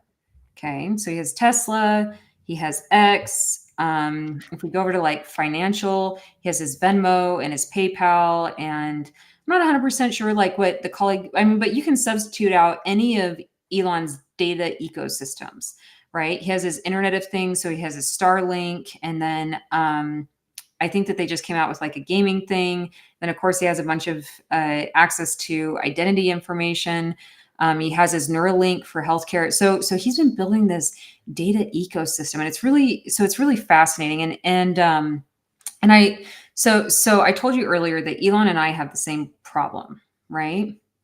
And or he has the same thing in him. I wouldn't call it a problem. But he has the same thing in him that I have in me. And it's this insatiable ability to munch data. So when he went and have you heard that his dad was like abusive? Yeah. Like pretty atrociously, right? And he says, oh, I went over there to be with him because I felt sad about him, right? Yeah. He went back to his dad after his mother was appalled by it because he had seen the violence and he was the oldest and the violence that his dad had, but he went to be with his dad when he was old enough. Yeah. So that's what he said. And I found that, so the mothers of these men, and I learned this in a Matthew McConaughey book. And then I kind of witnessed it with, who's the Domo guy? Was it? Anyways, was one of these guys and his mother up on Silicon Slopes back in 2019. That big thing. And it was kind of just really interesting to see the dynamic that these men have with their mothers. And Elon's mother shares some pretty interesting information. And she said that she couldn't understand why Elon went to go live with his dad. Like it didn't make sense. Like she knew and everything. And she said, but his dad had a library because he was still rich, right? And she was poor. And he had this library of books and these encyclopedias. And Elon munched all these books. He mentally every one of them. Yeah. So it's this information, and I get it, right? Like I get it, Elon. I have the same thing. I get it, right? But like, come on, there's a level at which, you have to unwind that pain. You have to face the cognitive dissonances. You have to actually get through to the other side. And I don't know what surgeries he did, that maybe there's something that's blocking his brain from fully getting there because he had some nerve damage from I don't want to be presumptuous. He does say that he's got autism. He's on the spectrum. I don't know if it's Asperger's or a spectrum of autism. But that's something he's been public about, which he says it makes his brain think differently than other people. It makes him come across as awkward, and that he's never fit in. He was bullied terribly as a child. Yeah. And yes. And yes, I think a lot of that also comes with a level of genius. Absolutely. And the situation that he was in and these layers right? Because when I was in pain, I was a monster, right? And I think that he had a lot of pain from his childhood. And I mean, as a kid, like you don't know how to unwind that stuff, right? Anyway, so I just thought that was really like a really interesting piece of information. So I want you to keep that with you and to store it away, if you're cool with that. Sure. Perfect. So getting back into like this data stuff here. Okay. So we have behavioral data mining. So they go through and they grab all of this data, and then, you're starting to see this Cambridge Analytica thing. So, and all of this is accelerated with technology by these threat actors, right? So people are using the technology in some unethical ways, and we're coming up on a time where that's about to end. And so based off of that, we have digital twins that we've had for a while. So, Jared, you have essentially like an AI out there. So if you're getting any kind of Oh, hell. The dumbest AI. Let's go for it. Okay, yeah, exactly. So if you were getting any kind of scam text message or email or phone call or something, essentially somewhere on these model ways, you're showing is having, and at the end of the day, humans are incredibly human. Like, it's not anything to be ashamed about, but you're showing is having something that can be taken over. Okay. And so we're able to throw scenarios at people. And so if say something that you hate, what's something that you hate? Scammers. You hate scammers. I mean, Hate 'em. Like, what do I They're hate? garbage people. Okay. No, we could go through scammers. If you want, we can do scammers. Yeah, I don't like people that abuse innocent people. Yeah. I mean, I think that's like a great definition of it's a very in there definition of a scammer, right? Yeah. So essentially, say that they wanted you to become like they wanted you to praise scammers, right? So they could essentially throw it at your models to make you start doing stuff. And it's within if it's something that you like absolutely loathe, it's like 7 to 15 months max. But a lot of these other pieces, I mean, we can make people do stuff on the spot, right? And then because you have like these like chat agents and everything, and these automated predictive feedback loops, like it just closes it. And so essentially what's happening, so they call it behavioral engineering. It's the same thing as mind control. And I want to give you an example of this. Okay, so tell me if you've experienced this or if you recognize it. And same thing in the comments. If you've seen this, experienced it, recognized it. But with so I saw it with Facebook and Amazon. Do you remember when you would have a conversation and you'd start getting ads about something? Like the toilet paper I'm going to be shown later on tonight. Yeah. And you never know, they might have some like really new stuff that you'd find enjoyable. 4-ply quilted. 4-ply. Wow. That's a Well, lot. and what is that? Because the recording device on your phone is listening to conversations? Because I remember doing something with my kids, and my son was picking, like, he wanted to point out a historical figure in history that really moved the world. And he talked about Martin Luther King. He talked about Adolf Hitler, because it didn't have to be good or bad. And he talked about something else. And I said, well, let's start looking into these folks. And I went on Google, and it started giving me suggestions for the 3 people he brought up. The crazy one for me is, laying in bed at night and I'm scrolling on the books of face, and it pops up like it makes me wonder, is there like a weird deja vu? Like if I'm thinking of something, an ad will scroll through of that thing I was thinking about. And then I've got to wonder, was I really thinking about that before it scrolled through? Or did it scrolling through trigger me to think about it? And somehow I'm thinking I thought about it before. Yeah, you don't know, because it's not informed consent, right? So that kind of goes back to our conversation earlier. Like, they can say whatever they want. They can lie to themselves to make them feel better however they want, but it's not informed consent. So on this one, so then you started getting ads for things that you weren't talking about, but you were thinking about, right? Is that how you would say that? Yeah, that I didn't say aloud.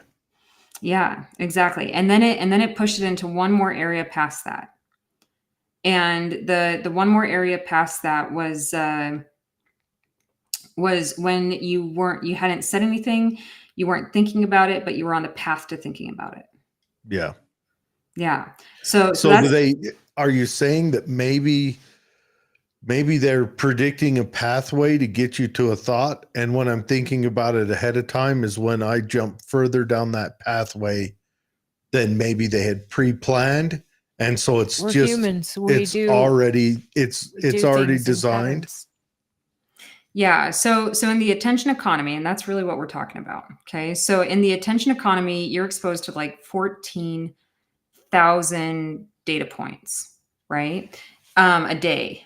It used to be half of that back in was it 2017 or 2014? I forget. I'm so sorry.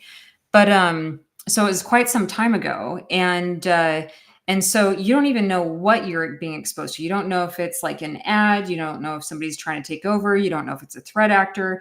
But we can essentially make people do whatever we want them to do, and we've shown evidence of this. Like you've seen evidence of this with Cambridge Analytica. Okay.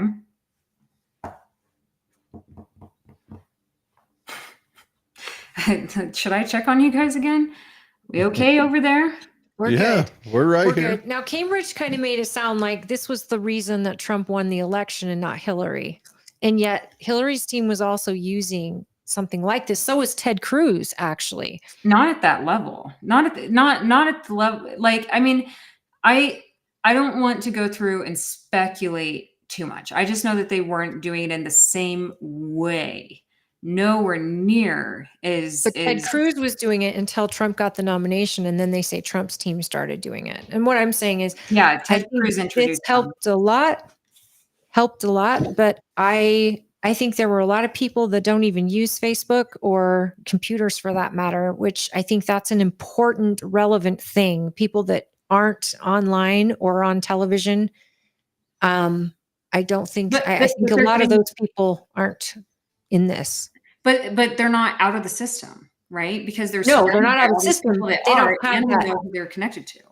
But they don't get that excitement to go in and look, and they're not into So that. they don't get the prompt to pathway. They're just not, getting tracked. and they're also not shopping online. So it doesn't, that information could be out there, but they're not driven by what they're seeing online. Like, say, somebody who's on 2 to 8 hours a day. Yeah. So US population, I don't think it's a very large number. 350,000 million. 350, 330. Okay. So I was about to say, I was like, I didn't think it was a large percentage of the population. So only 1% of Americans do not have a phone. So this is everyone. A cell phone? And this is That's now. I mean, prior to 2016. Yeah, I'm in 2016. I don't think it was that way. Van Dam stat modeling at Columbia says that only 2%. Oh no, this is not the same one. Is it? Oh no. Okay, so this is correct. Vast majority of Americans, 98%, now own a cell phone of some kind. But this doesn't matter if you're using a computer, if you're swiping your credit card, even if you're out in the world. So let's go here. I want to show you something. Okay, so let's go back to this. We're going to have a hard stop at 8, so that's another half hour, just so you know.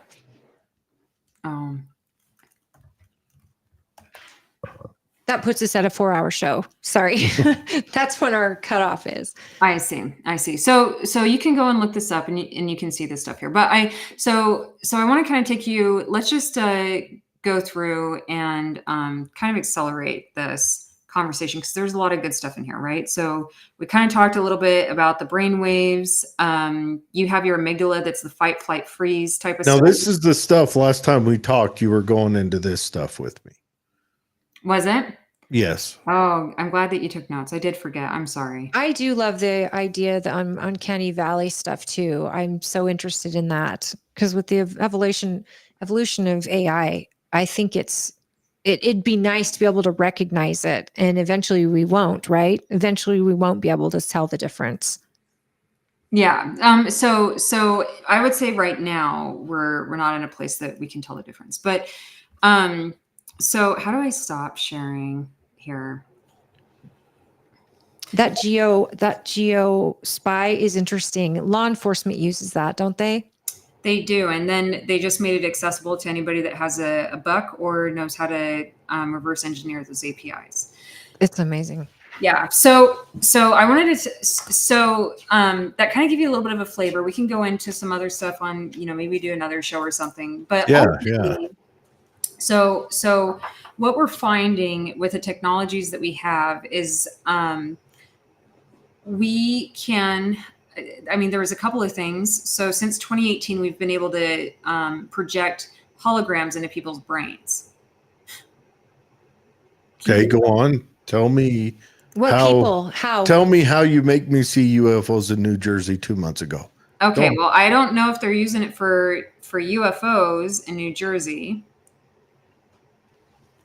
Okay, but let's hologram beam. So they can make people think they see something that's not there? Is Yeah, that what you mean? yeah, absolutely. So holographic projection light is used to precisely stimulate blah blah blah blah blah. So you can go through and yeah, I mean you can just look it up. It's actually really interesting. So a technology that you might be interested in is like if you where is it? There's a research article. We definitely need to do a whole show, and you should be here. Well, I don't know. We need you to share your screen. So this is kind of perfect because I would love to deep dive into this. Yeah, I lost my father to a brain tumor and it was so aggressive and so quick. yeah. And I was so fascinated by the neurology behind it and also the ability to fight it, this cancer. But what sucks is they are able to take the tissue of the tumor and dissect that and actually figure out with AI's help how best to fight it or how best to destroy this type of cancer. But I mean, they're talking about curing cancer with these RFIDs, but for half the population doesn't trust not RFID, You mean the mRNA. mRNAs. Half the populace doesn't trust mRNAs after Well, the whole COVID vaccine. Yeah. So I'm curious I mean, how they're that going to doesn't- but that convince. doesn't help anybody. Just to be like, I don't trust this just because, you know, sorry, that was really dismissive of me. No, you're fine. It's absolutely understandable because there are two couple sides. You're either crazy for being unvaxxed through all of that. It created tribalism and it created huge distances between patient and doctor, government and citizen. I mean, they pushed so hard, the government, on this vaccine that it literally drove trust out the window because people's common sense was going, this isn't jiving with me. I see it for maybe somebody who fits the age group or the criteria, but not for just the whole populace all the way around. And then they were still getting sick. This huge divide happened. So you have a lot of mistrust among people just at the very word mRNA. And so I noticed that it was very brought up to me many times after they talked about that in AI and bringing it to the United States for study. And I couldn't believe how many people quickly jumped on that. Yeah, I said back in 2019, I don't know, I read somewhere, it was written in crayon, I'm sure, but I read somewhere that they were postulating, it was a article written before COVID, and they were postulating that the mRNA is a delivery vehicle. Exactly, it is. Yes. And so they're going to use that as a delivery vehicle to fight cancer. That was actually the initial design of it, was to fight cancers. And I hope that by any distrust they earned by using it to fight COVID, I hope that doesn't waylay us on using it to fight cancers, but I fear it might. However, if you had a terminal illness of cancer, I think you'd probably try anything. Sure. I don't know. I'll have to ask my uncle. He's fighting it right now. Been fighting it for 7 years. My cousin also is on borrowed days and she's still alive. And I think there's a lot of things she would try. Your cousin has a much heavier cancer than my uncle does. Yeah. Much heavier. I'm so sorry that you guys are going through that. Like, I think that we all have somebody, right? No, at this point. it's ubiquitous. Matter of fact, there's a 1 in 3 chance that you guys will get it and a 1 in 2 chance that I will. I mean, so there's a company in Utah right now. I mean, NVIDIA has massive amounts of stock in them. Their models are coming out, and they're a cancer curing company. They're led by one of the brightest, like actually, if not the brightest mind in the world. She gives me a run for my money, and I think I'm doing some extraordinary things. And you know, they're essentially on the path. Like I would say, 70% efficacy is what their model is showing, and it jumped up from like 10%. And What are they using? AI. It's the company's called Recursion. Okay, I mean, so what I know the AI, but what product or what drug? no, What it's a method? mathematical equation. Okay, so in AI, you have one that's kind of like circular and then one that's persistent.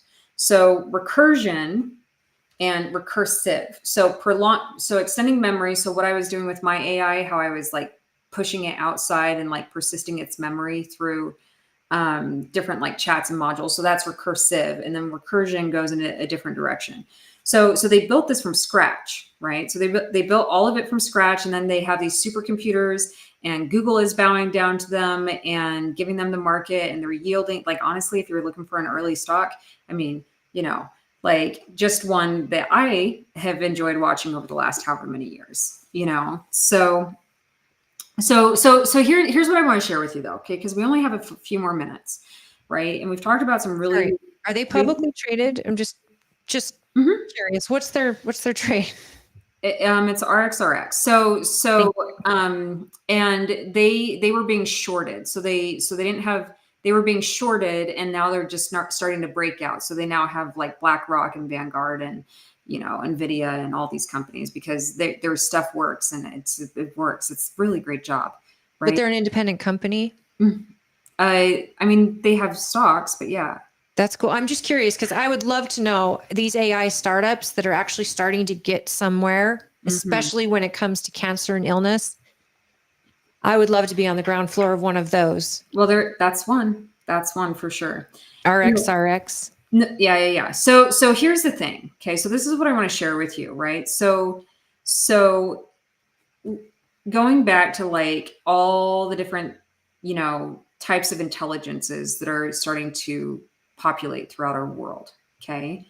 So we have humans, we have organoids, we have cyborgs, synths, AI, humanoids, right? And this is where we are.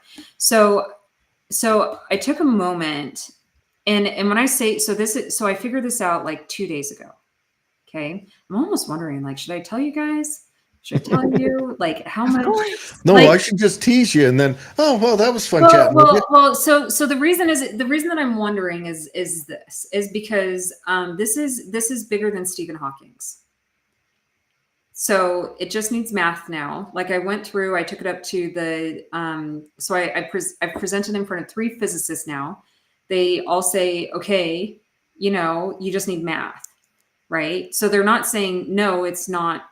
They're saying yes, this looks real. They're saying it looks real, but you need math. Okay. You might need to trademark or do something where you're not giving this information away for free, so that since it's yours. Well, I did go through and I created a company. Okay. So I went through and I created a company, and then I grabbed the website, and then you'll have to have so we have research articles, we have patents in process. Patents, it's good. But the patent one doesn't really like work for this, right? Because it's a particle. Like you can't really patent a particle, so it's more like an ethical license. So when we talk about like what is the world turning into, what is the world turning into bright? So I feel extremely strongly that we should have data peace. Okay. So this is what I'm bringing to the world. I'm bringing you data peace, and I have Elon in my sights. I'm going to take him out and I'm going to take him down. And, like we all think that Elon is king, or sorry, Elon is God. Elon isn't God. Elon is king, and he's space boy, and he's going on his rocket and everything like that. And so there's going to be something that comes after Elon. And what comes after Elon? It's me. January. It's January. Exactly. January comes after Elon. It's the start of a new beginning. So he's a villain and you're not? He's not a villain, and I'm not perfect. Because I don't think of him like you guys, or like you think of him, obviously. Wait, I just how do you think he's a that guy that I mean, I think he's a very, very smart guy who's gone through a lot. I think in losing his son to the trans world, that's how he views it, and the woke mentality. And I think he just decided. I mean, he's not paying child support. Have you seen his He stuff? saw Donald Trump get shot in the head and stand up and say fight, and that moved him to follow him because he saw a man who was not a coward, who loves this country. So the way I view Elon, I don't see him as a king. I see him as somebody thirsty for knowledge and wanting to help the country that he loves, that has helped him become who he is. So I don't see him as God. I see God as God, and that is it. Well. So Elon isn't God. Elon is king. Okay. So I don't even see him as that. I want to be really precise as to why Elon is king. Okay. So keep in mind, my next door neighbor goes and hangs out with Elon. Okay. So when I say so Congress, like, you can't go back. I'm now in these circles. Okay. So I'm 1 degree of separation away. So the US, you can look this up, and this is through the quantitative easing and everything, and all the debt that we have and all the money that we've been, having to print. We've been forced to print it, really, because, Federal Reserve and everything that you guys have said, everything that Jared goes on and on about. Yes, Jared, you're right.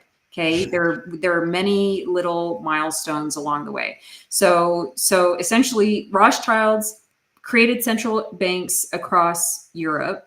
And then by debt usury, they conquered countries because they found that you could be more profitable off of governments than you could off of individuals. So this is what they try to do to us. Okay. And they kind of did it, but they couldn't do it fully. So essentially they were on both sides of the war. When they saw that England won, they sold off all of their bonds. And then, and I promise this ties into Elon. Okay. So they sold off all of their bonds, and then they came in and when everybody thought, oh, they know something. No, they didn't sell off all their bonds. They ran to England and told England, you lost. And England had a crash. They told them that they lost. And they bought all the bonds up for cheap. Right. But so that's how the Rothschilds use the money in the wars to conquer England. Okay. So in the US, they saw the same thing, and I'm trying to accelerate through this, but they saw the same thing, try to set up the second bank. Andrew Jackson comes in, says, absolutely not, pays down the debt, comes back, and from there, later on, they came back with a roaring thing, established this Federal Reserve, and then as a slap in the face to Andrew Jackson, put him on the $20 bill, right? And then over time, you like that, right? So then look at China. China calls their money the yuan. The Yuan dynasty was the Mongol dynasty. That was the only time China had real money. That's interesting. See, it's all about branding and thought. I could sit with you two, I think, for days and just listen to you talk about this. This is so interesting. So I want to accelerate to this. So essentially, through the quantitative easing and the printing of the money, and then because we had to have enough supply of money out there, so no matter what, because we were on the US dollar, we had to print enough supply because you have to be able to meet demand. So it's great for the world because they had US dollars, but it was bad for us. So our dollar now is worth 3 cents. Yeah. Okay. Actually, well, no. It's devalued 97%. And then in addition to that, to make the issue exasperated, because we have these like multiple tiers of economies that was broken in 2008. This is why Bitcoin came out. By the way, tell your senators to vote for the Bitcoin reserves bill, because we have to break apart the we need to get out from underneath like the US dollar, right? And so with Utah at this level, you would never need taxes again. With this 10%, it's 5%. You would have enough money to pay for all your roads and your bills and everything across the state. So tell your senators to go and do stuff. We did actually, the last senator we had on here to create, and you're saying to purchase Bitcoin. I'm saying to make Bitcoin to allow legal tender. Yeah. So we don't have to get into that. I don't want to dive too deeply in there. But we said to put it as to buy Bitcoin and put that. That's in okay. As Right your now, rainy day fund. Right now, Dave's out running around his block, so you're good. Perfect. So here's what I want to talk about. Okay. So here's what became apparent to me, okay, as I was looking at these AIs and everything, and especially as I've gone into neuroscience and this technology and this quantum world, is that our intelligence is transcending its biological life forms, okay? So we're moving beyond just the bodies that we currently have. And so we're having this fractionalization across our species. And I think it's really amazing. It's amazing. It's genuinely amazing because we are all together at the end of the day. And human intelligence, I'm more worried about like humans being the violent one than I am about, you know, these other technologies being the violent ones. And then here's the next piece of it. Okay. So if we decenter humanity, and I know that you I heard you say that you believed in God and stuff. Okay. I do. And I don't think that anything that I'm going to share here will, in my opinion, the stuff that I'm seeing actually strengthens the argument around that space. Okay. So I think it, and I went through like a rageful phase towards religion for a little bit. So when I say I think that it strengthens, I genuinely mean that, and I get it. So what's become apparent is knowledge is a species. Okay. So knowledge is a species. And this kept like buzzing my brain. And I'm like, what the heck is going on here? What is going on? What is going on? What is going on? Like knowledge is a species, knowledge is a species. Like we have books, we propagate through books and internet. We talked about cave paintings, right? And there's this physicist out of Oxford, David Deutsch, okay? And he said something that was really interesting to me. And it was, knowledge is a species of information. I'm like, see, knowledge is a species, but it's a species of information. So what does that mean, right? And he continues and he says, but not all information is knowledge because it does not have causal power and it cannot propagate. Okay. So I'm like, okay, this is fascinating. Okay. It's like, all right, you have me. I understand. I agree. Like I know information on the level more than I would say I'm like savant level in terms of data and information. So it's like, okay, you have me here.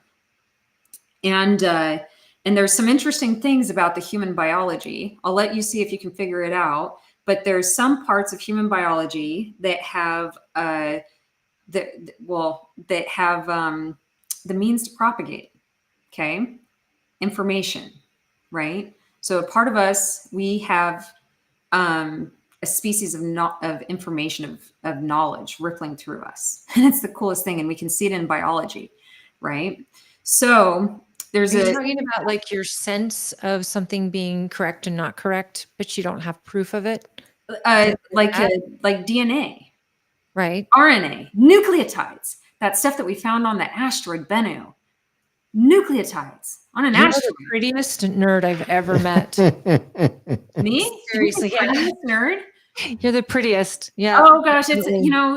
it's because I was looking really terrible there for a while. I was looking really bad, and I've lost a lot of weight. I lost like 50 pounds after I left. Really? Politics. Yeah, politics was bad for my health.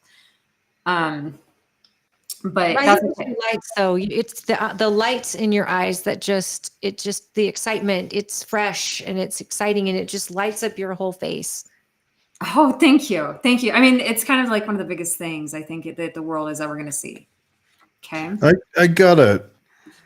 So humanity's gone through a lot of these. Go ahead. Humanity's gone through a lot of these developments, writing, and then people behind them says, oh, writing's awful because we'll forget to memorize. And then from there, the printing press, and then from there, electrical communication, then from there, wireless electrical communication. And there's always a Luddite there arguing. And then, but there's always, because I want the Luddites. Keep going. There's always the futurist that's saying this is going to make it a perfect world. I'm a nowist. Hold on. I'm a nowist. And at every turn, at every change, and track this, for a brief period of time, the world got more violent and then retracted back to just a little less violent than it was before.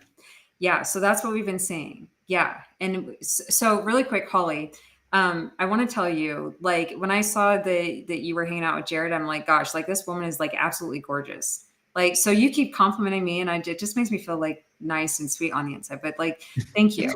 just know that like the sentiment is extremely mutual. Thank you. Yeah. And so Jared, you know, yes, the world has been dark, but actually, do you think that I would intentionally make the world dark? No, No. I'm telling you what humanity does. Right. I don't think Gutenberg wanted the 30 Years' War, a religious civil war. I don't think that, I don't think that anytime these things are invented, that the inventor wants the next piece of violence to come after it. I think it's humans grow Human into nature. they grow into, you give them a new technology and they're going to figure out how to Use it. not how to abuse it, how to use it. And sometimes that using it is violent. A Yeah. lot of So times. Look at the military technology. so the way that we're very aware of that. Okay. So we're extremely aware when I say we, so I've shown like the very on an expedited level, I'm essentially having legions build behind me as I share some of this out. Okay, and they're a little bit more in closed spaces because I need scientists and that type of thing and anyways like mathematicians, quantum physicists, nano quantum physicists, astrophysicists, everything. Okay. And so going into knowledge as a species, okay, there's another guy, he had a hard drive and he discovered that if the hard drive was full compared to when it was empty, it had weight to it. Okay, so this is really interesting. This is like, next level stuff. There's experiments that he can run on this, but what he A hard drive had weight after It's information was terabyte hard drive. downloaded. Yeah. Just like a human has a soul, that Well- when they're weighed, it's like they're a little bit less. That reminds me. How do you account for that? That reminds It's me of the fascinating. guy who invented the periodic table, leaving spaces for atomic weight, even though he hadn't discovered those atoms yet. Is this a good place for us to leave? Because the next level of stuff, if you followed up to this point, the next level of stuff is like really kind of mind blowing. Okay, it's really mind blowing. It's insane. Okay, It's well then you insane. can't leave on that. But now you have your wanna viewers hear wanting to come back for more. Yeah. Let's leave it on that. But I'll give you a call tomorrow and we'll line up Let's say Friday next week. What the do we next have? day. Next week we have I don't want to go Katie too Adams long in Anderton coming between. on.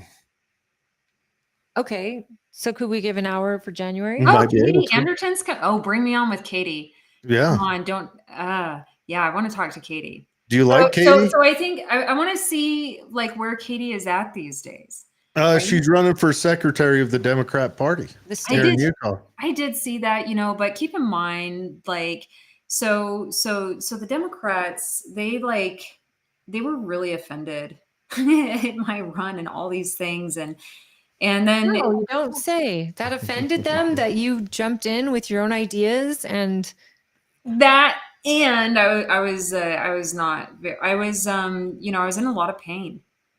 Remember what I said about pain, right? Yeah. I was in a lot of pain, and so I remember last time you came over here, you were having a hard go of it. Yeah, I enjoyed I was at the end. I'm a Republican, and I always watched the shows that she was on with you. One, you were wearing a beanie. That was the And, last one. That's the last one.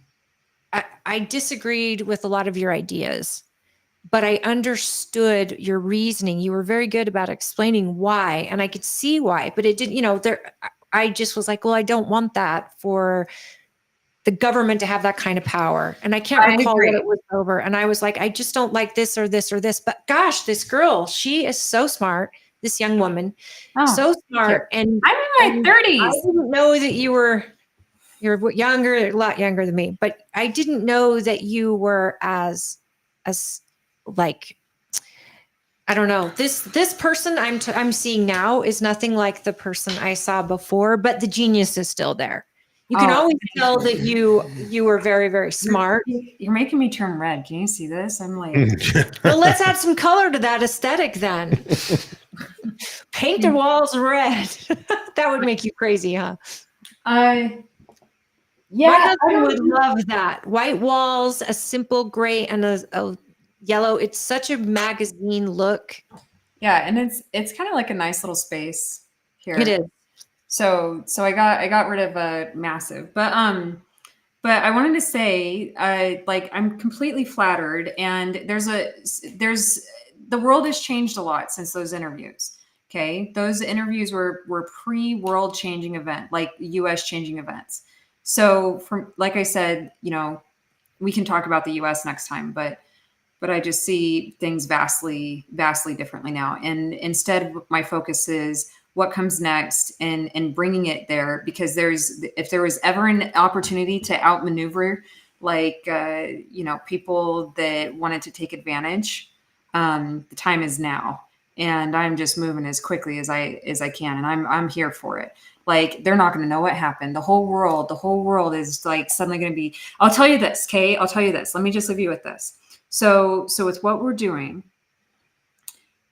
you will not need to work anymore. You can live. You can finally start living and not have to, you know, go through and like the boomers that, you know, for all the stuff that we throw at them, you know, they gave their lives so that we could get into this, you know, back into the space age, right? We could get into the technology piece. Is there a hazard if you take away that strife in humans?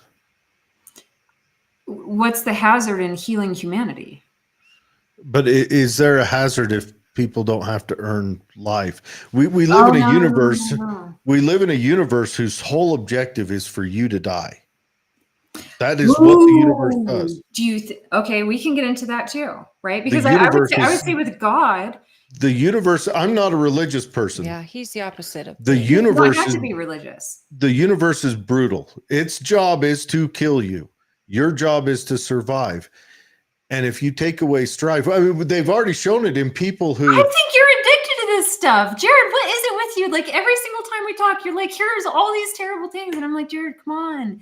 No, it's not terrible. It's not. I think one of the problems humanity has right now, why people whinge about stuff that don't matter, is because wolves aren't peeling a few people off a year. But people have a mindset, and it's either a positive or a negative. Your brain is like a magnet. And if you are thinking in the positive, you will attract positivity. Sure. And you will see challenges as just that, challenges But that you no, can overcome. I'm just But asking if there are anything people you that wanna will be. attract negative, and that can- negative if you take away people's, I'm not saying there is a negative. I'm asking if, and I say we let the experiment run. I'm all about it. But if we take away the functionality of living from life, which living is earning life. No, Chewing your no, food. that's a Jared, I thought that you were. That's a concept. How is that a concept? When did this concept start? At the birth of humanity? You're saying jobs, right? People having jobs and making money. If she's saying people don't have to work and a job, it doesn't mean they're still not living life. They're just enjoying their family and enjoying their time. Live life how, I mean, essentially, here's where we're at. You can finally do what you want. You want to go and you want to like shoot rocks at things. I mean, please don't shoot them at people, but like, yeah, like shoot rocks. Right? You want to go and get it really into sewing, or if you're like me, like, hey, like pursue your passions. You're finally at a point where we're going to break free from the attention economy. I'm going to break you free from the attention economy so you have total and complete control and autonomy in this world. And that's where we're at. And this is, so I've been looking for it for years. I've been looking for this for years. I finally found it 2 days ago. And it's like, okay, we're on the move and the world is changing and it's going to be the most insane, beautiful, wonderful thing that you've ever seen in your life. Like we're done with the dark ages of humanity and of the dark ages of knowledge and the dark ages of intelligence. Like it's over. We're done. We're done. Do people still have in this thought process, do people still have things? Do things like a nice home, nice cars, do those things still matter to people in this type of thought process? I don't know. It's whatever you want. It's whatever the freedom of you is. Like, who are you at the end of the day? Who is your essence? Who, if you didn't have any control placed upon you, if you didn't have like owners and stuff like that, who would you be? Who would you be? It's interesting. Okay, then I think next Friday sounds Let's do good. Okay. All right. I'll give you a Are call. you free next Friday? I will. I'm pretty sure I'm free. So I'll give you a call tomorrow and we'll line it up, make sure everything's good. Cool. And then if worst case scenario, if some of these things take a little bit longer legally, like if it's like, hey, absolutely do not talk about this until we get this in place. Yeah, do find then we out. I can- don't want to put you in jeopardy or anything in jeopardy. You're on the brink of groundbreaking. I would hate for your idea to get out on our little show and then somebody else jumps on it and you miss an opportunity. I don't want that But for you. it's not an opportunity for me. It's an opportunity for all of us. So Right. what we're coming down to is, are we going to drill into you all of this data and just make like force you into essentially the slavery that we've been into, like where, you know, you're like a slave to money? Or are we going to finally be able, like that's what's in process right now. We're breaking out of the monetary system where people can actually be free to live, and they deserve to be. The human brain is an amazing thing. And I think we don't even understand all of it. And I'm here for it. I want to know all I can because I really do believe there are people in this world that view things like I'm here not because I'm surviving. I'm here because I'm learning. And then there's people that think that I'm just surviving this world. And I think that the mindset can be everything. It can make a life everything. You can be in the pits of hell and still realize, what am I learning? And how do I avoid this next time? Or how do I be happy in this hell that I'm in? Yeah. I mean, I think this is fascinating. And I appreciate the notes and the fact that you're sharing it with us 2 days after you've figured it out. Yeah, I'm so excited. And thank you for having me on this show, genuinely. Oh, of course. Anytime. Cool. And thank you to all of our listeners that shared time with us as well. It's not just like us here, it's all of us. There were some comments for you, but they may have to wait. Fred was saying you need to come shooting with us. He'll show you why it's fun. I mean, so what I didn't say is I'm an excellent shot. Okay. Good. I just don't like when people say like, hey, you want to kill another person. Like, I just can't, like, even I'm not ready. Okay. I don't want that experience.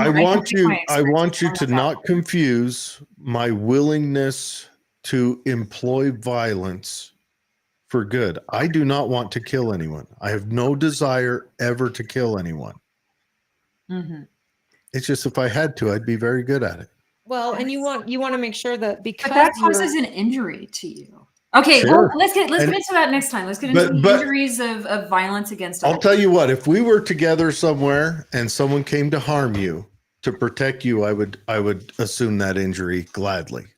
And that's what law enforcement does every day is that same thing. But again, we got to wrap it up because our people have been on for 4 hours and 16 minutes. All right. Talk to you tomorrow, January. Thank you so much. Everyone that stayed with us through this time. And we're so grateful for Celeste Malloy, our Congresswoman, and the time that she spent with us. And we're very thankful to you, January Walker.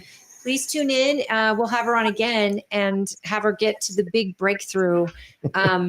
It's fascinating stuff. And we appreciate your time. And this Neanderthal will just sit and drool while they talk about higher level stuff. I think this is mind blowing. It's mind blowing. But yeah, let's do it. Okay. All right. Perfect. Thank you. Talk to you later. Thank you, everybody. We really appreciate you, and we hope you have a great weekend. And we'll see you here next week. Yeah.